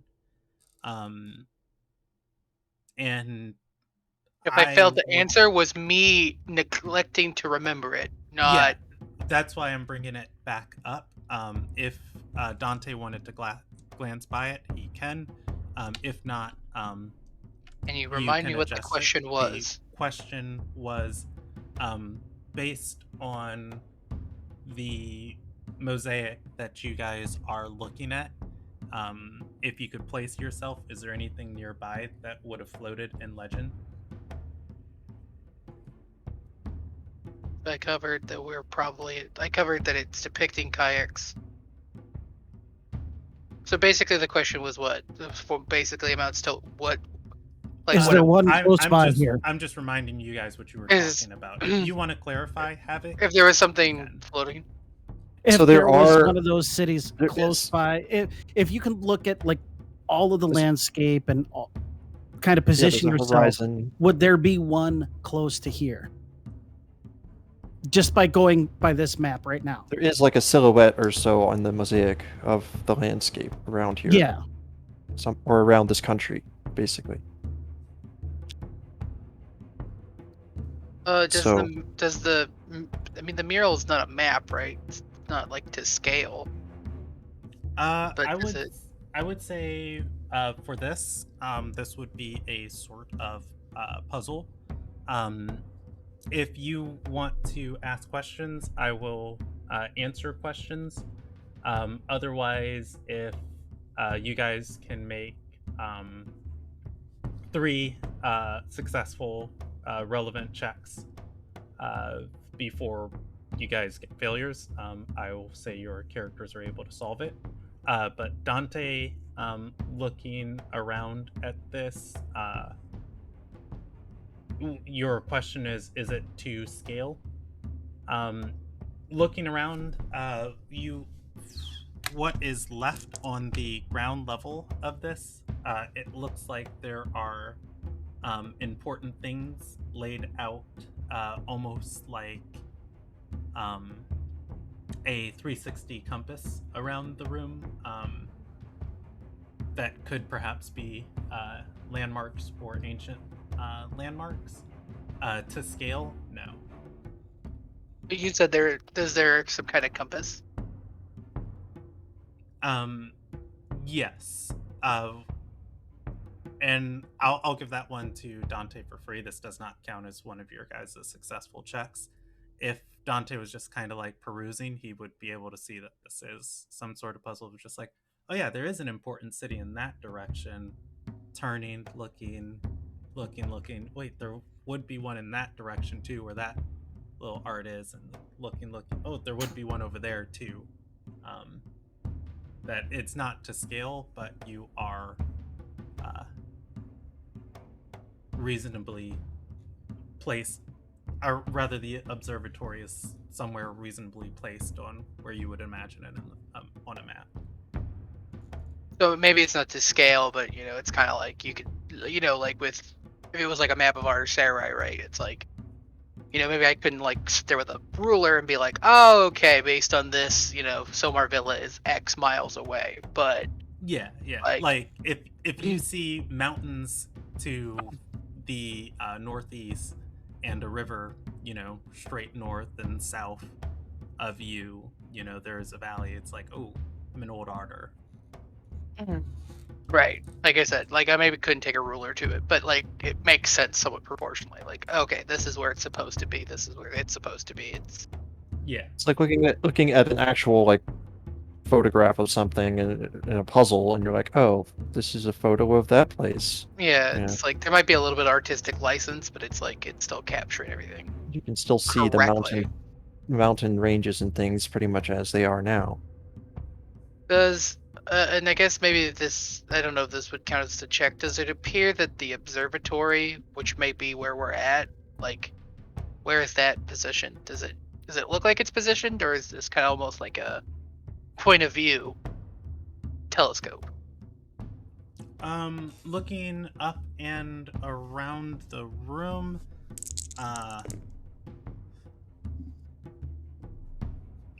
there is enough of the ground that you can see. There is some sort, or there was some sort of viewing platform here. It is the mosaic beneath you is broken and shattered, but yes, you would be able to see a larger version of one of those pattern shapes on the wall.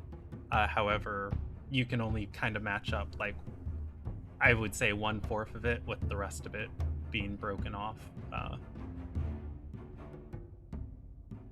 So you're saying that there's basically like another version of this map but isn't as intact?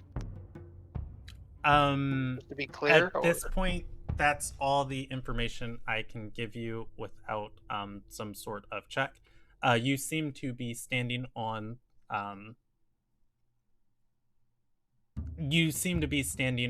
something that was also artistically designed beneath you. It has been trodden, broken, shattered, and only pieces of it remain. You can make out the impression that there was artwork below you. However, that artwork is more ruined than the walls. How ruined? I just kind of like, can I go into one corner and just start How many trying mendings to unruin it? I'm trying to like fidget with the pieces on the floor and use prestidigitation to clean them up a little bit. See if I can't figure the puzzle out in that one corner. Have it for Kravenix. A lot of the floor has been cleaned up. As you go looking for pieces of rubble that remain, you do see a pile of it in a room to the south. Okay, I go over there Okay. and I start looking through it, see if I can't find anything that sparks where it would go in the big giant mosaic floor that is Alright. not really a mosaic Um, anymore. Give me a investigation check. I'm going to set it at DC 13 to try and find pieces that fit the floor. I can't. Yeah, you are going to see there is on some of this rubble there is those mosaic pieces. You start turning, looking at them, tilting them, rotating them. It's like, what is what?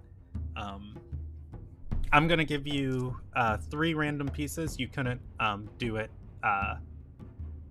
You Kravniks couldn't find them, but that doesn't negate your ability to grab things and bring them into the room.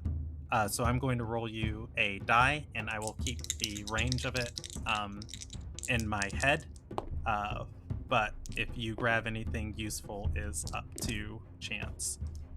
You are able to grab 3 slabs of debris. Okay.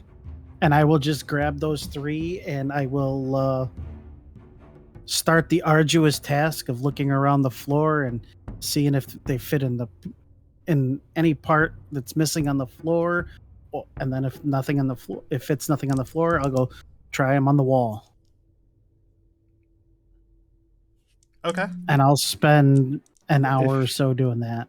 If Yod notices, he'll join him, basically. Okay. Probably finding more pieces in the rubble first. Yod, I'm gonna give you the same investigation check, DC 13. Otherwise, you're just grabbing random stuff. 17. All right. Yod, are you looking for stuff of the wall or stuff of the floor? Or Okay. Yod, you're able to identify some pieces now that you have a small idea of what you're looking for to bring it back into the room to construct the center of the platform.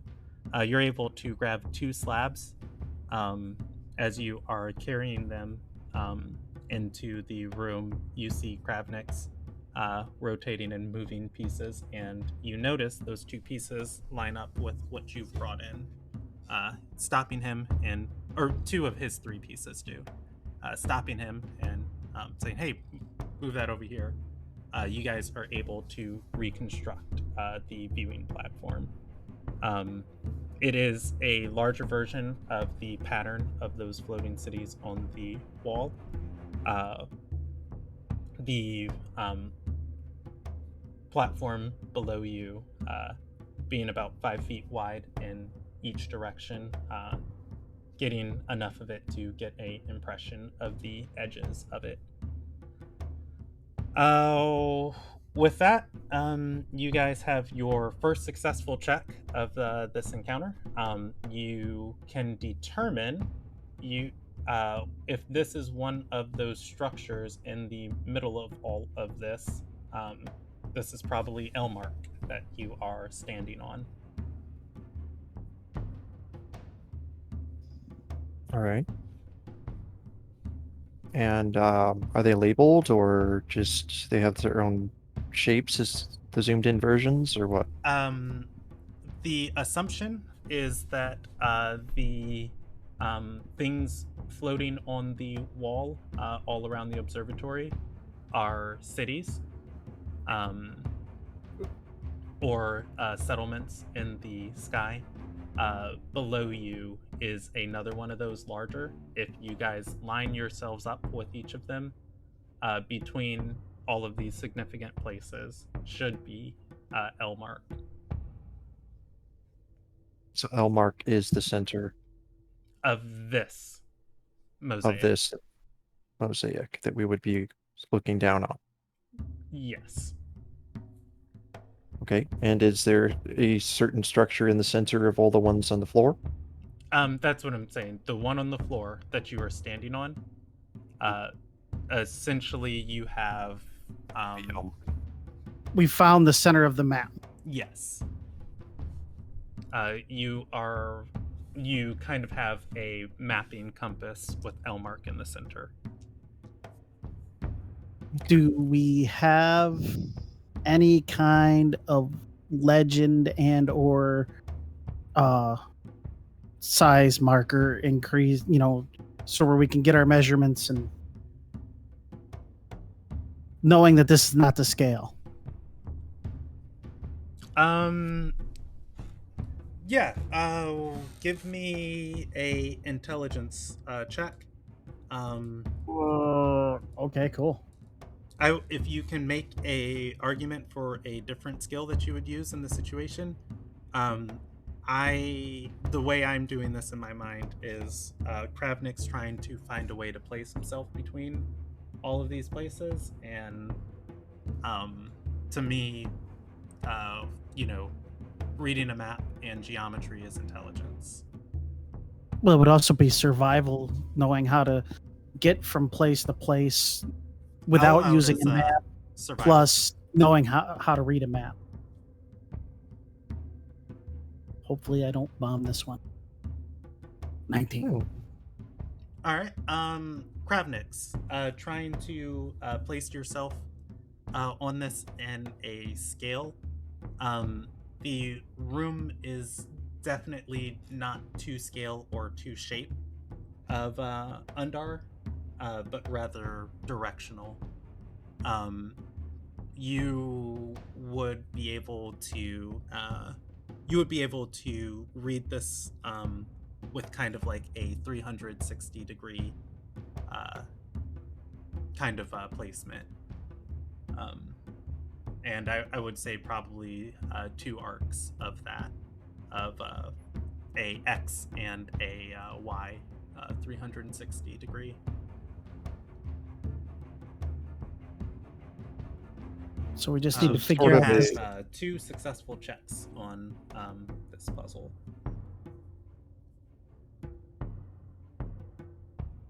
It's 360 degrees, and we know the center.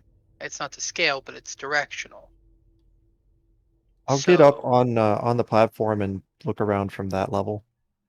Center. We're essentially asking, to a degree, the question was there anything, essentially anything floating around or above Elmark? near Elmark. Now I'm just trying to figure out. We have a directional. We have an X axis. We have a Y axis. We need the Z axis. Well, Elmark itself was probably floating, or what is beneath it at this point, from what you Not said. necessarily. Is there one of those things directly above the platform? That's what I was gonna ask. One of those little, like starlight gems. Is there one directly straight up above the platform? Is there one directly above? No, there is not. Okay. Thing depicted on the center platform looks like Elmark or a city. Or it's just a white dot. I'm sorry, could you ask that again? So, what does the center platform look like in detail? In detail, let me... So I didn't exactly think of like what these shapes would be, but I would think for this it would more so be kind of like a legend on a map where it's just like these shapes mean this, these shapes mean this. There's enough shapes in this mosaic that like you guys can kind of see that along the ground there are certain, or along the ground level there are certain shapes used to depict, where you would see cities. All the things in the sky are another shape that looking at them, there's kind of a legend of there are similar shapes used in areas that have relations. In that, I didn't think of what exactly each of these look like, so I am going to tell you what it looks like. And I will say, for the sake of this, let's go with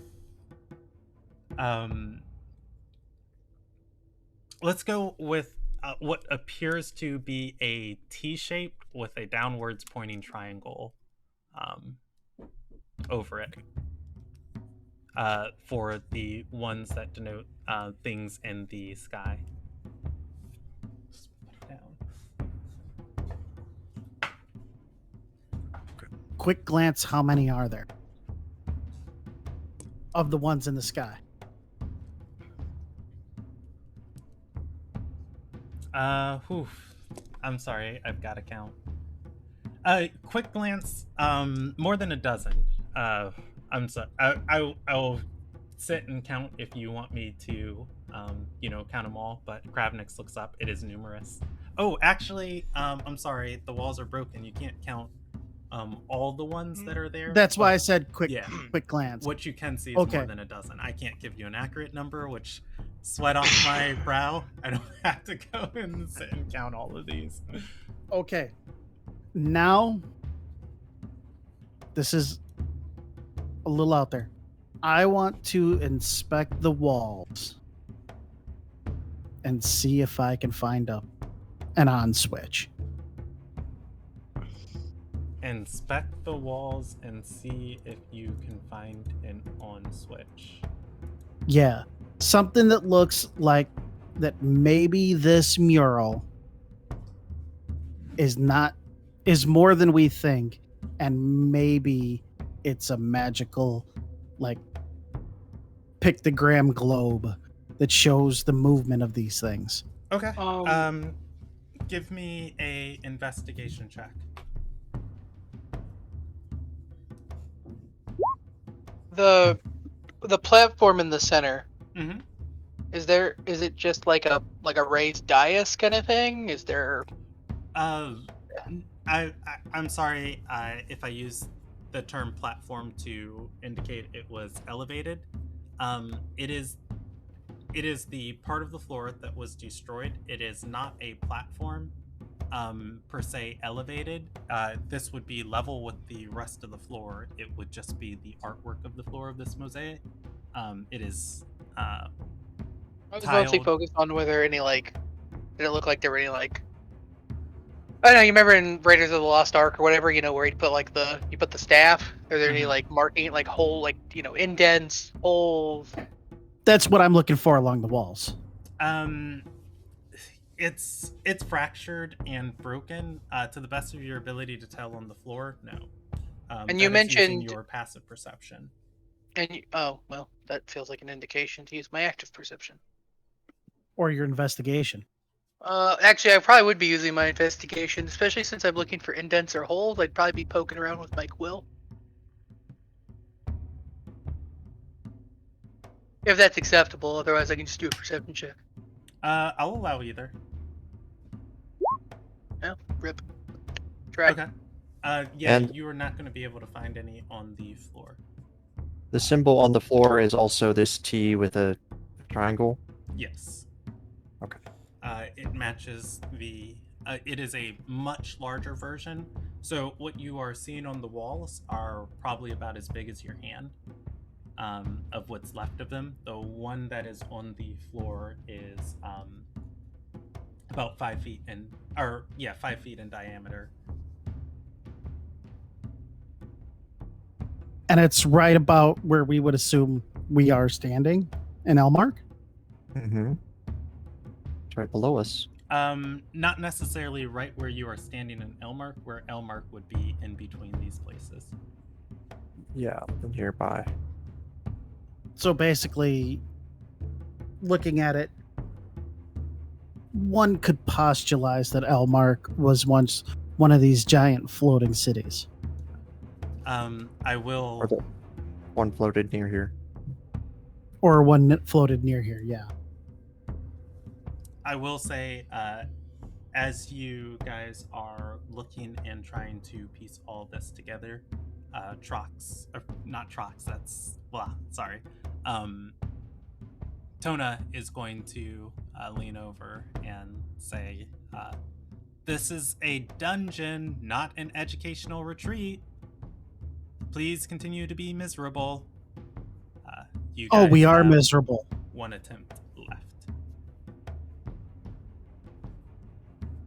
We are miserable. Okay. I am. Hey. No deception We check. have to pass the time somehow. I promise, my heart feels so heavy and black. Why am I? Why sit down and just torment? BFO Thank you for over making it there? worse for me by being here. Yeah. You're so kind. I mean, if you want me to, I will sit down next to BFO and torment him for the next several hours.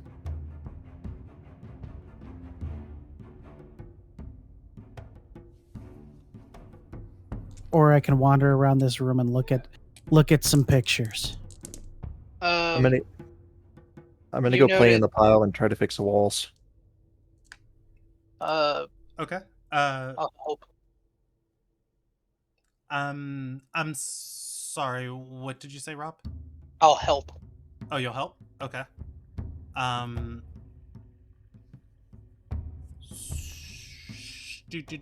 For Yad, give me a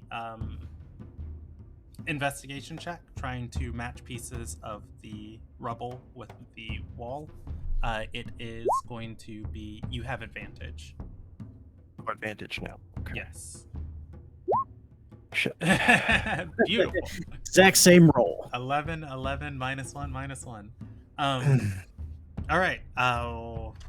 Well, I'm going to give you the same thing as before. You're going to grab 3 random pieces and as your guys' last check, so you're going to come down to fate, which is always the way it should be. Yad, I'm not the way it should be, just always funny how it comes down to that. Yad, you are going to start moving pieces of this rubble. None of these seem to match up to you. And eventually you find one piece that works as you push aside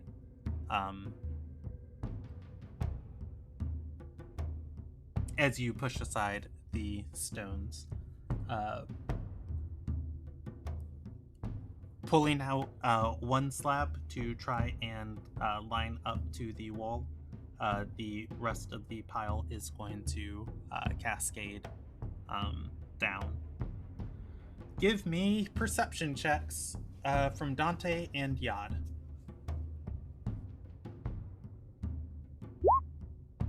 $19. And Dante?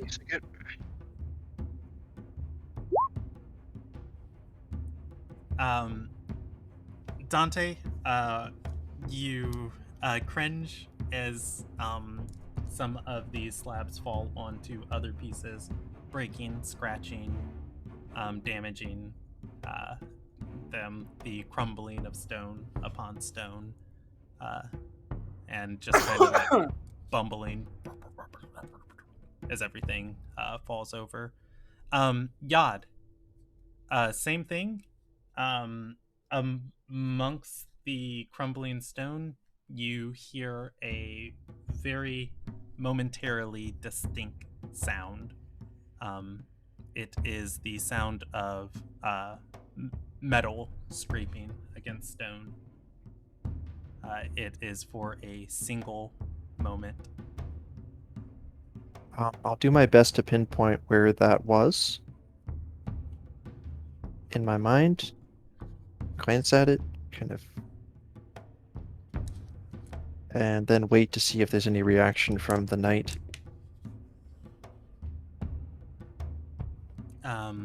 And yeah, she's going to look up at you guys and say, if you wanted to do hard labor, you should have done a different crime.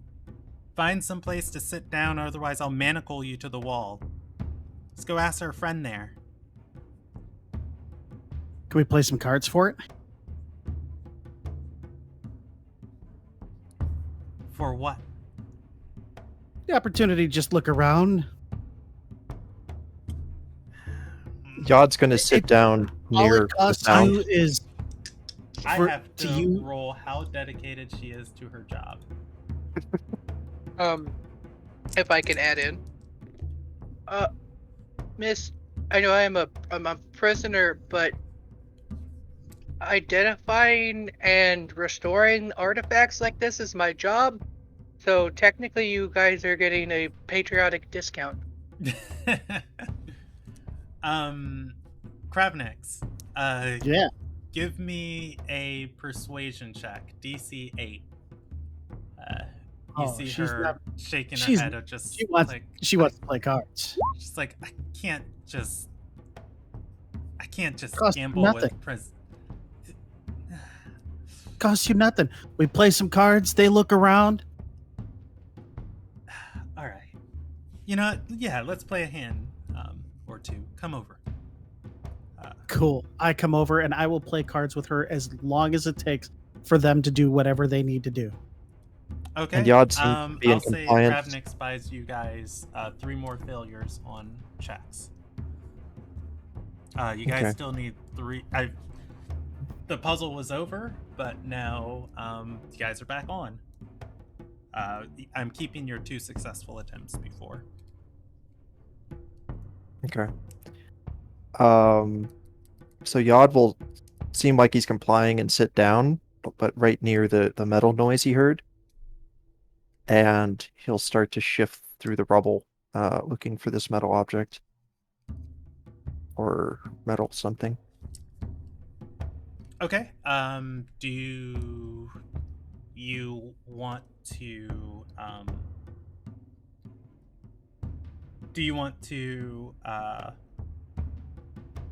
make a argument for any type of skill you want to use for it, or you want me to tell you what I think the check is? Sure, let's see. How about stealth? Because I'm trying to do something without getting noticed. Okay, like gingerly picking up each stone and setting it down. And So it seems, yes. I will allow it. This will be against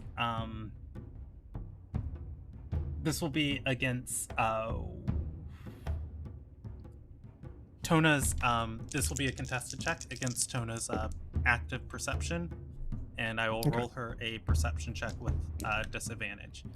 Because you are taking your time doing this, I'm going to roll more time as passing as you shift through it, but go ahead and go for it.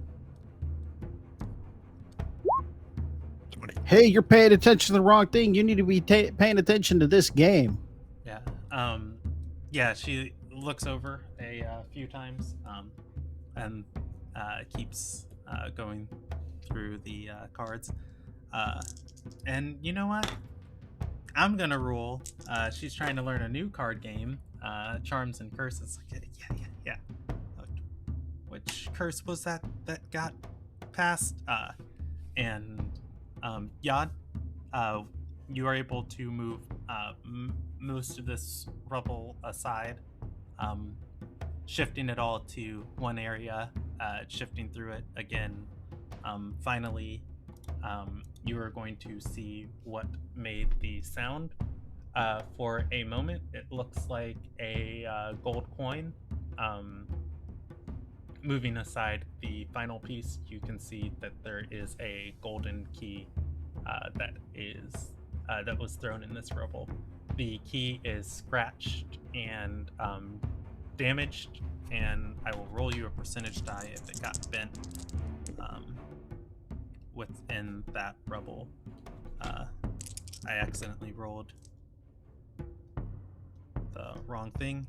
Unfortunately, the key is bent in a 45-degree angle, too.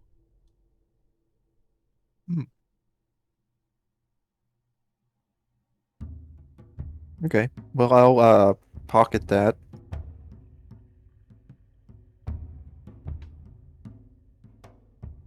Is it like a normal size of a key, basically? I would say it's not a modern make. Archaic. Yeah, Ancient. but otherwise, it does. Otherwise, yeah, not much larger than what you would expect of a key. Okay. And while all of this is happening, gotta roll another percentage die. You guys are going to hear from the western room. Ah! Stop! Anyone in the mural room can look over and see that lady kneeling next to the man. She looks around and stands up and walks northwards.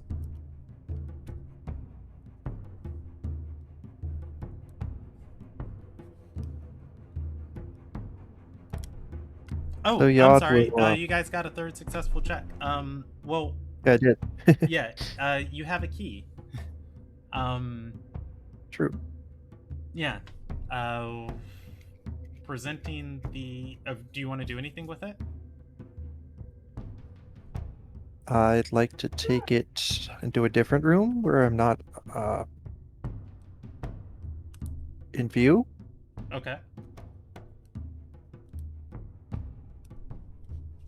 And I'm actually going to post what you guys have seen of the dungeon so far in your group, just so you guys have kind of an idea where you're at. I can give you notes, or I can give you a page on. Oh, fuck. Sorry. Freak. I can't post this because it's got information on it that I can't reveal yet. Never mind. Sorry. Let's see. I can give you guys paper to sketch, or I'll just clear up an area for you guys to sketch in if you want to keep notes. So where are you headed? I guess some like L room that's not directly in view of the anyone else, basically. Go off by myself. Okay. Let me see if I can draw a shape, and I'll do this with green.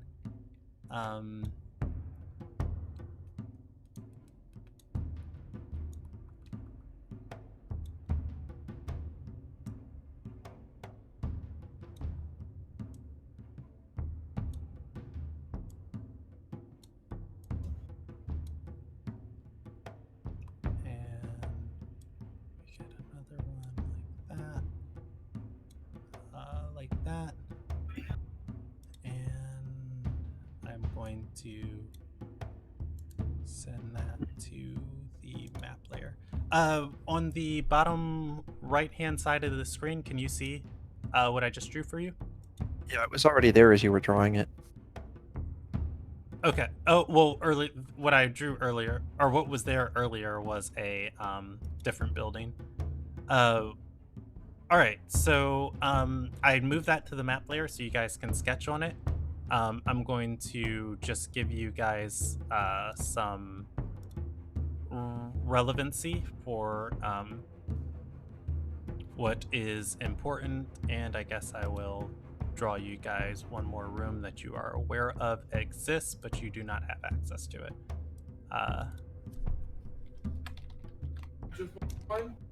All right. There is a entrance room right here that you guys came into the dungeon from.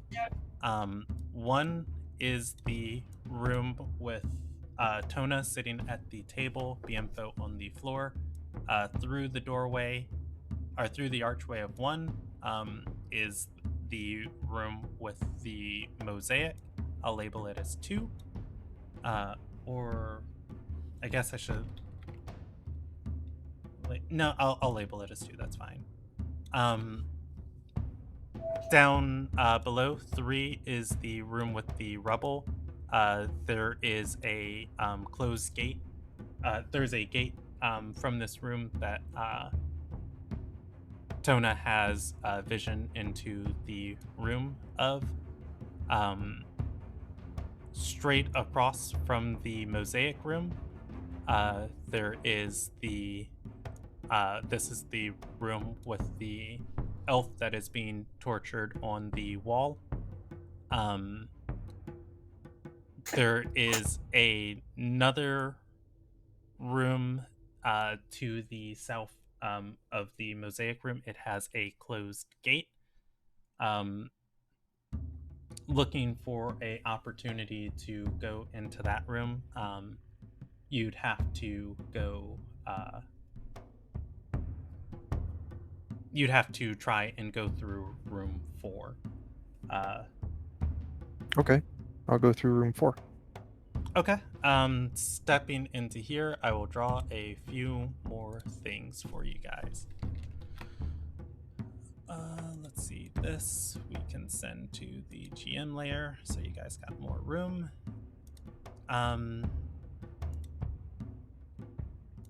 You can see there is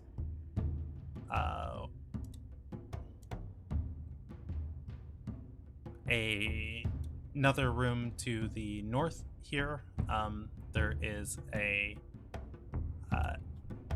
a woman with a dagger leaning in the doorway, blocking you from it.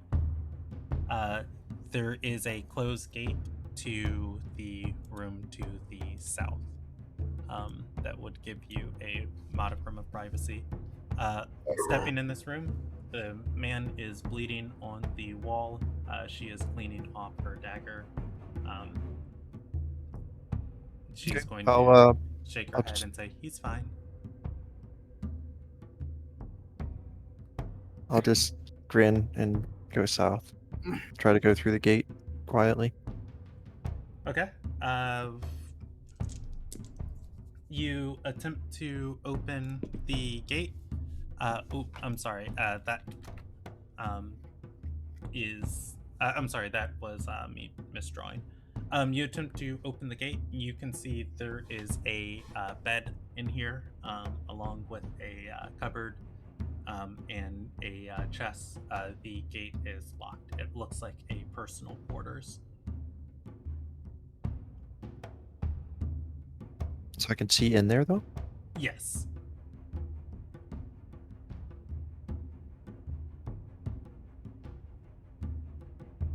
I'll glance at the lady to see if she's focused on cleaning her dagger.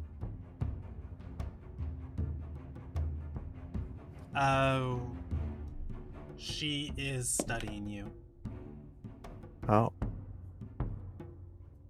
How big is the room? That number 5, or 5 or 6, so to speak? She's blocking your path.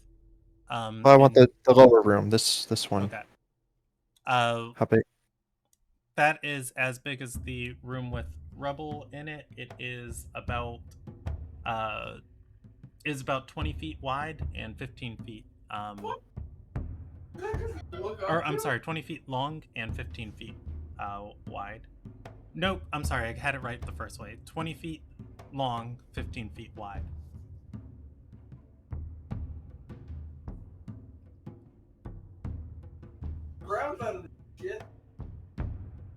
So he's gonna look at her and wink, and then he's going to manifest his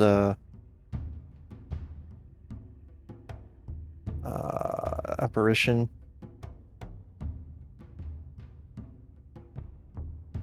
Wait, before I do this, the other gate, was it also kind of like you could see through it and stuff? Yes. Like it's bars or what? Like Yes, how does that work? Bars. And where are the chest and other things in this room? Looking at it from your close angle, a lot of the stuff is right along the walls, about right there.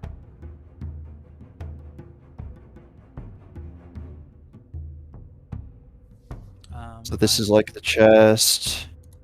Bed is like here, or what? Yeah, it doesn't look like this was originally a personal quarters. This stuff has been brought in. It is repurposed. This room's been repurposed. You can presumably assume it's locked because this is where the dungeon master, not me, rests. Right. Gotcha. Okay. Well, he's just going to, he'll do his thing. He'll manifest his double just on the other side of the door. And become that position. Can you link me the feat? Yeah. Incarnation.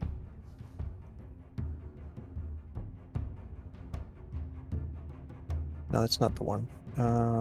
There's one before that. This one. Manifest Echo. Alright, let's see. Use action, manifest echo of yourself and see within 15 feet. The echo is magical, translucent, gray, lasts till it is destroyed until you dismiss it. All conditions, you make Bonus action, you can magically teleport to swapping places with your Echo. 15. Cost 15 feet of movement. Okay. You are able to move to the other side of the room. What do you want to do in here? I'd like to open that chest. Well, I don't want to reveal myself through the doorway, but from that corner where the door is that I'm at, I'd like to interact with the chest, see what's inside, look around. Okay. Things like that. As you do that, the woman to the north is going to run across the room to the gate. She'll put her hands on both sides of it, or on the bars, and say, "How did you?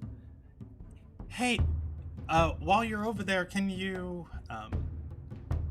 Jot will put a finger to his mouth so she'll quiet down. Yeah. As she starts talking, she is going to stop speaking. Tona is going to look up from the card game, noticing her run across. She stands up. God's going to put himself back on her side of the door. And I say that as loud as I possibly can. God's going to put himself back on the other side of the gate in 4. And lean against this wall here on the left. All right. Tona. Looking down at the elf. Okay. Tona steps into the room. She looks at you. She looks at the gate. Looks at the man on the floor, and then to the woman. She's going to say, "He tripped again. Tried to get up." She shrugs. Tona is going to shake her head.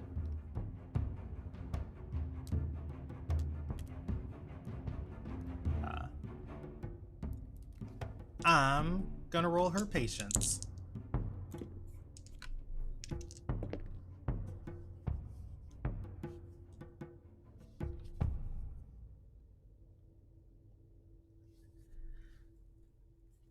She's are you guys still there? Yeah. Okay, cool. Sorry, I closed closed everything on my computer by accident, but we are still good. Broadcaster's going. Awesome. She's going to shake her head and say, be a lot easier if you just killed him.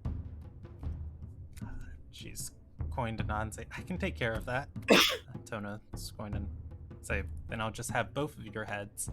And Erikrel can sort out who she wants to resurrect.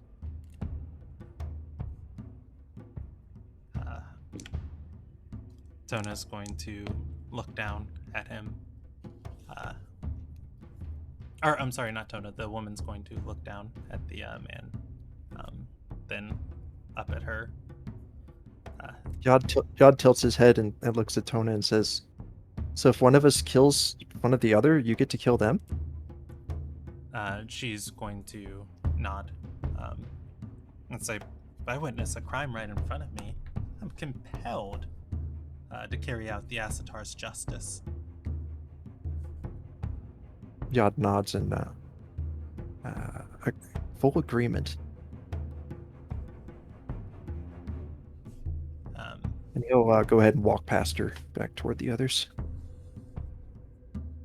The woman is going to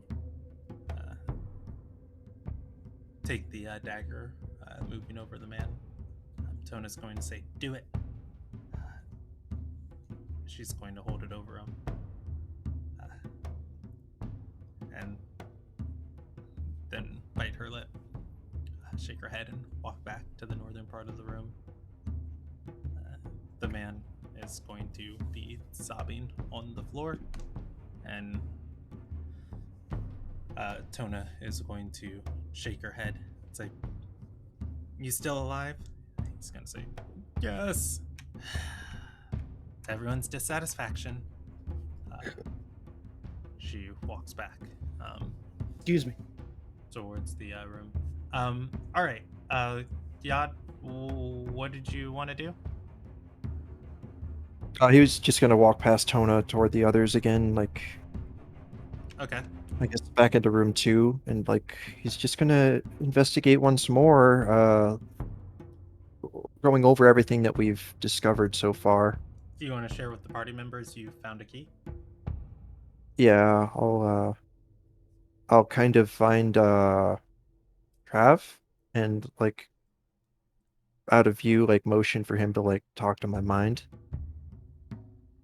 What's up? I found a golden key. It's been bent. Oh, I give it to the nerd, see if he can fix it. Okay, so I'm gonna slip the key to our nerd. All I right. have a name. Sorry, I've been watching a lot of My Hero, and that's what the one guy calls the main character. See, your character's name is Omnis. Dante. Dante, that's right, Dante. Of course, Okay. he looks like the nerd. Okay. Dante. You guys have technically beat this puzzle, or rather this skill challenge. There is a key that has been handed to you. Presumably, it is bent.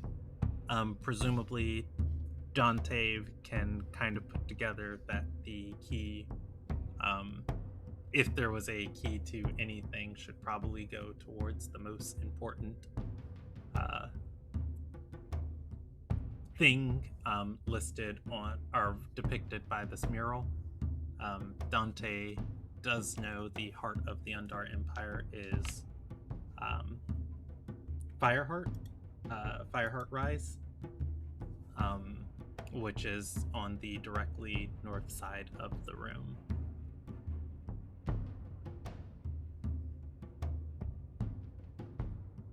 I'm gonna kind of grumble, stand up, and kind of walk that direction, shuffling. I'm If I'm trying to like not, you know, I have my pack, tuck the key in there, tuck it like in my sleeves. Okay. The north side of the room, you are visible by Tona. She is glancing up every few moments from the card table. Looking across the wall on the floor, you can see on the lower part of the wall, you can see one of the things that would depict a city in this direction, which you could imply means Fireheart Rise. Searching for anything that the key would go to.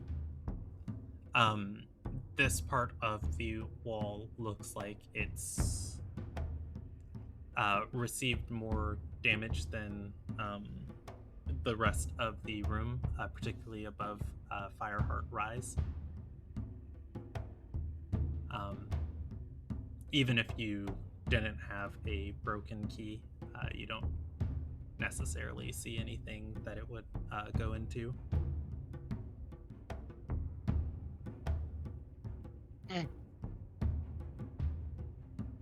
So there's a big mural depicting Fireheart Rise, but there's no obvious keyholes. So Yod's going to bring the pieces that he found out and put them next to him. The other pieces that he didn't know where they went. Okay. Trying to piece together around this wall, or around this space. Mm-hmm.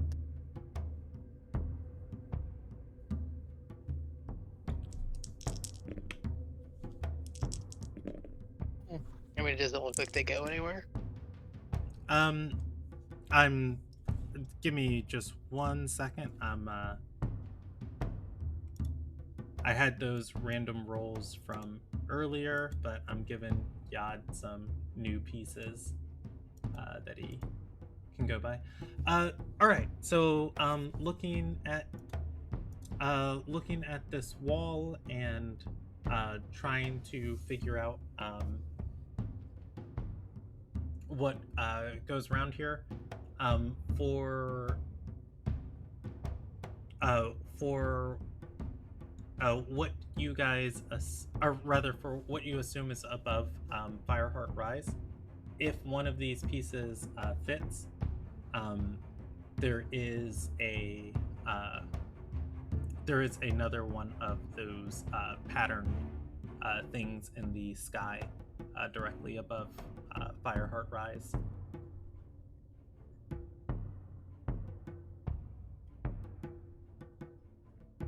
And does any of that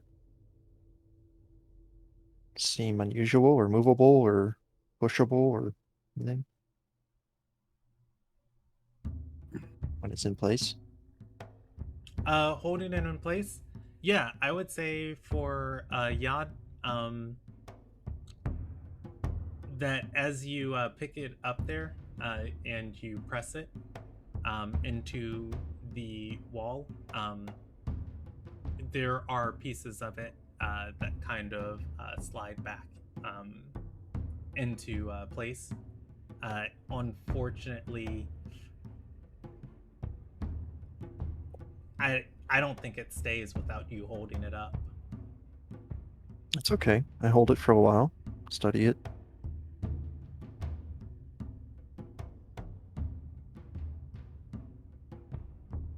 Kind of hope the nerd does too. I don't know. Yeah, I'm really I would sorry I say started I would say that this is I would say that this is probably broken off enough that Dante could potentially like mend it, but if the key went anywhere, it would go into this piece.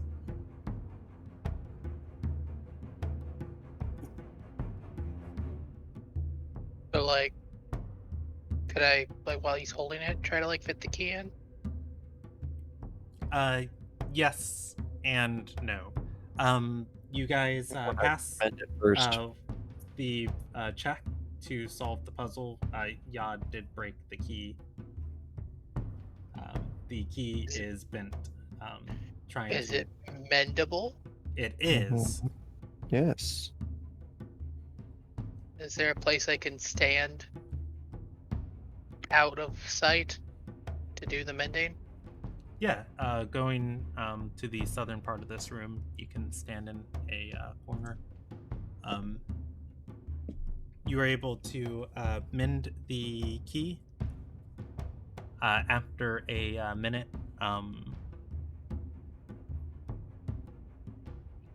Coming back to the wall, trying to place it in there.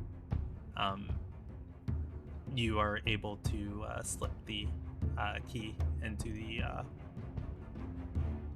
the section of it that is sliding into back into the wall.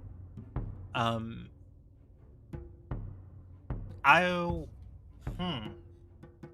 gonna roll the percentage die on this one.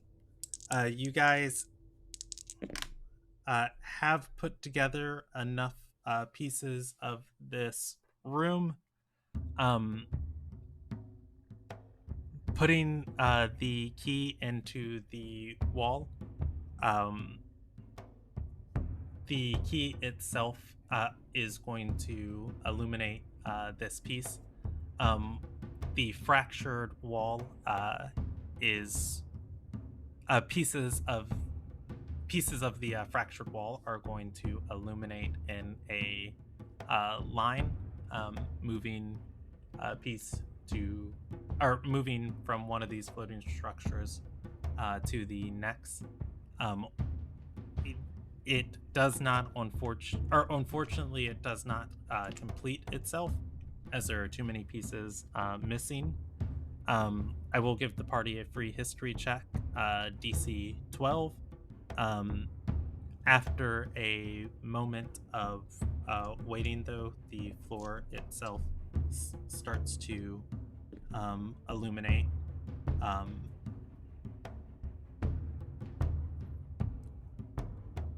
Give me that history check, and then I'll tell you guys what happens next, and then we'll probably end for the night.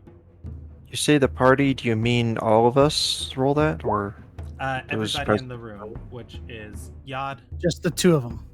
Dante, and Searcher.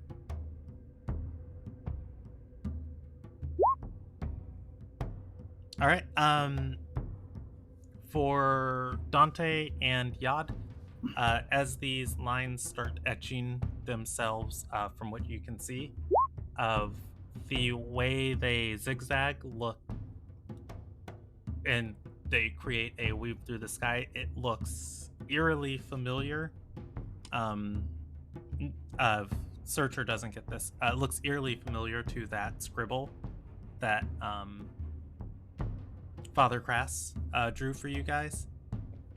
As the floor starts to illuminate itself, and not just the walls,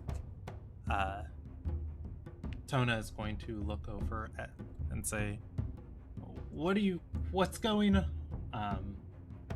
She gets that out, Dante, before you disappear. You feel yourself ripped apart, pulled into ethereal space, and you reappear in total darkness. There is a Dead. echoing. There is a hollow, echoing, rushing of wind, of just kind of a.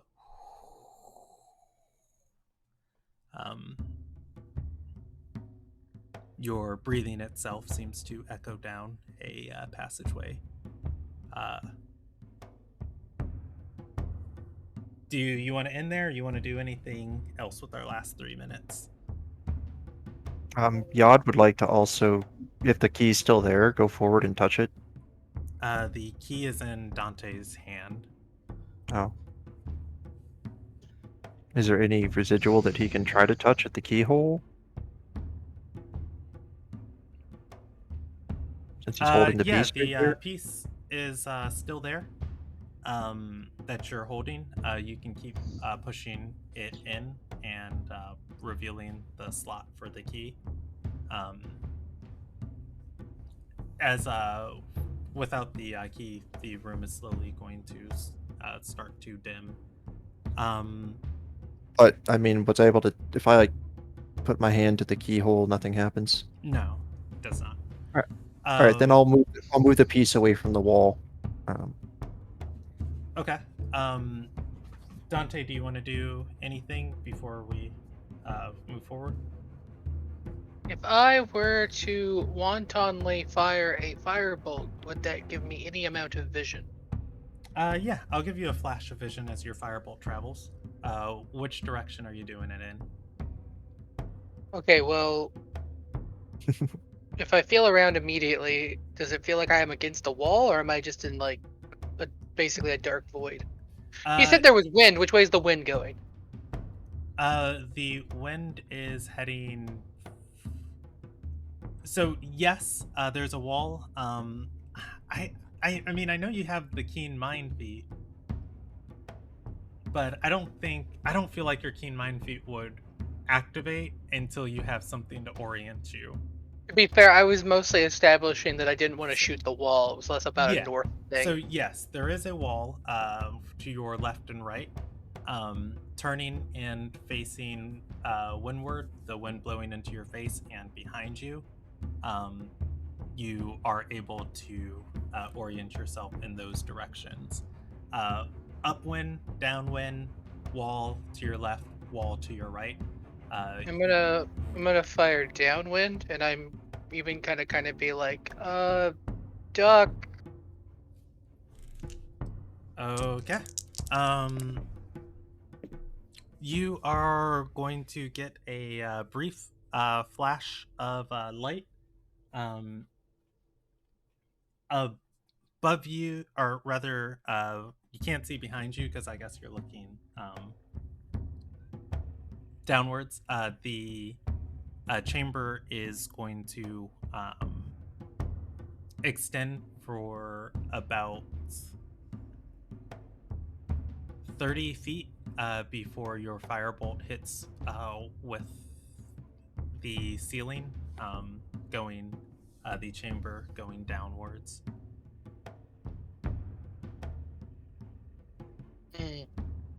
Down feels bad.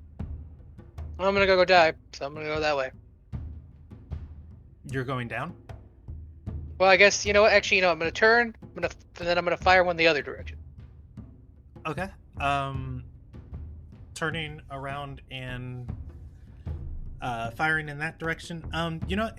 Give me a perception check. I should have made you roll this on the first one, just because you're not able to use your active. It's, such a brief moment that you have that you're looking. Oh, awesome. That's a pretty good one for your level.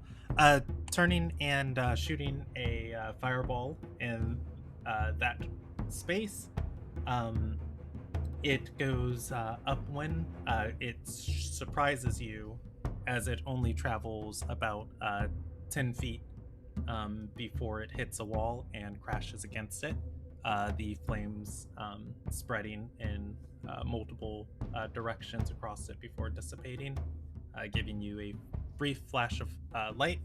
There is a basin, stone basin built into the floor here. There is also a crack running through the wall.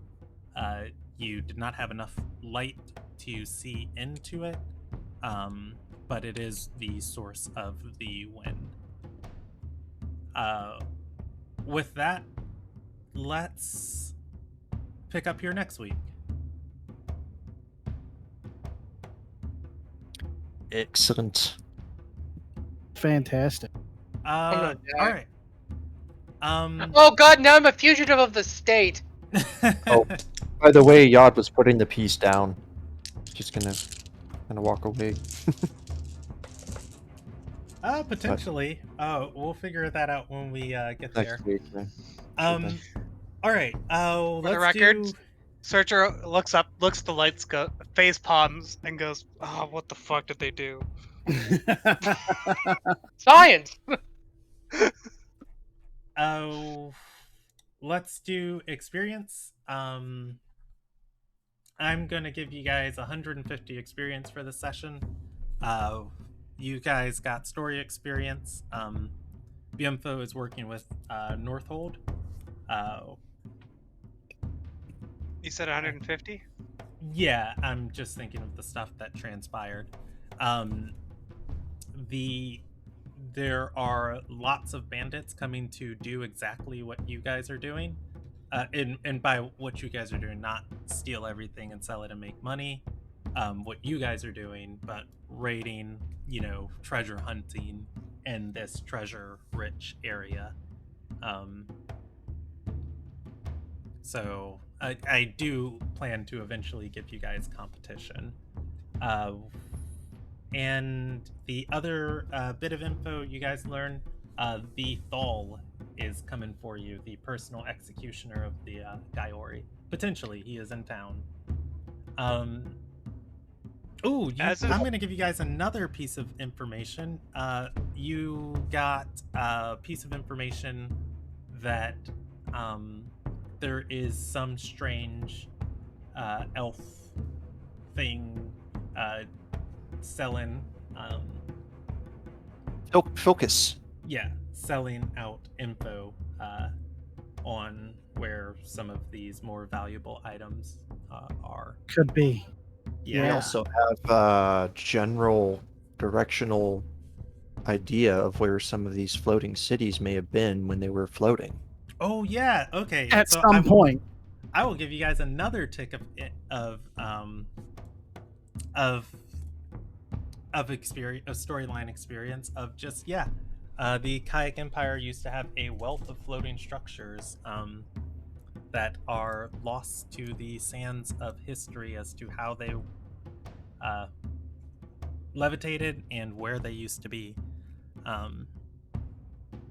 And like Dante said, if there are all these floating cities, you'd think there'd be some evidence of it, things sticking out of the ground or something like that. So I will give you guys 250 experience for tonight instead of 150. And I will also give inspiration to Havoc and Rob for just really good roleplay tonight. All right. I will have to roll your guys. I know you guys normally like me rolling it.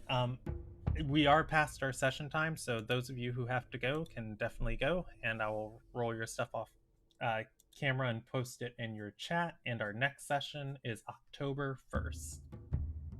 You said 250, right? Yep, 250. I think that should level you guys up. I'm not really certain. Oh yeah.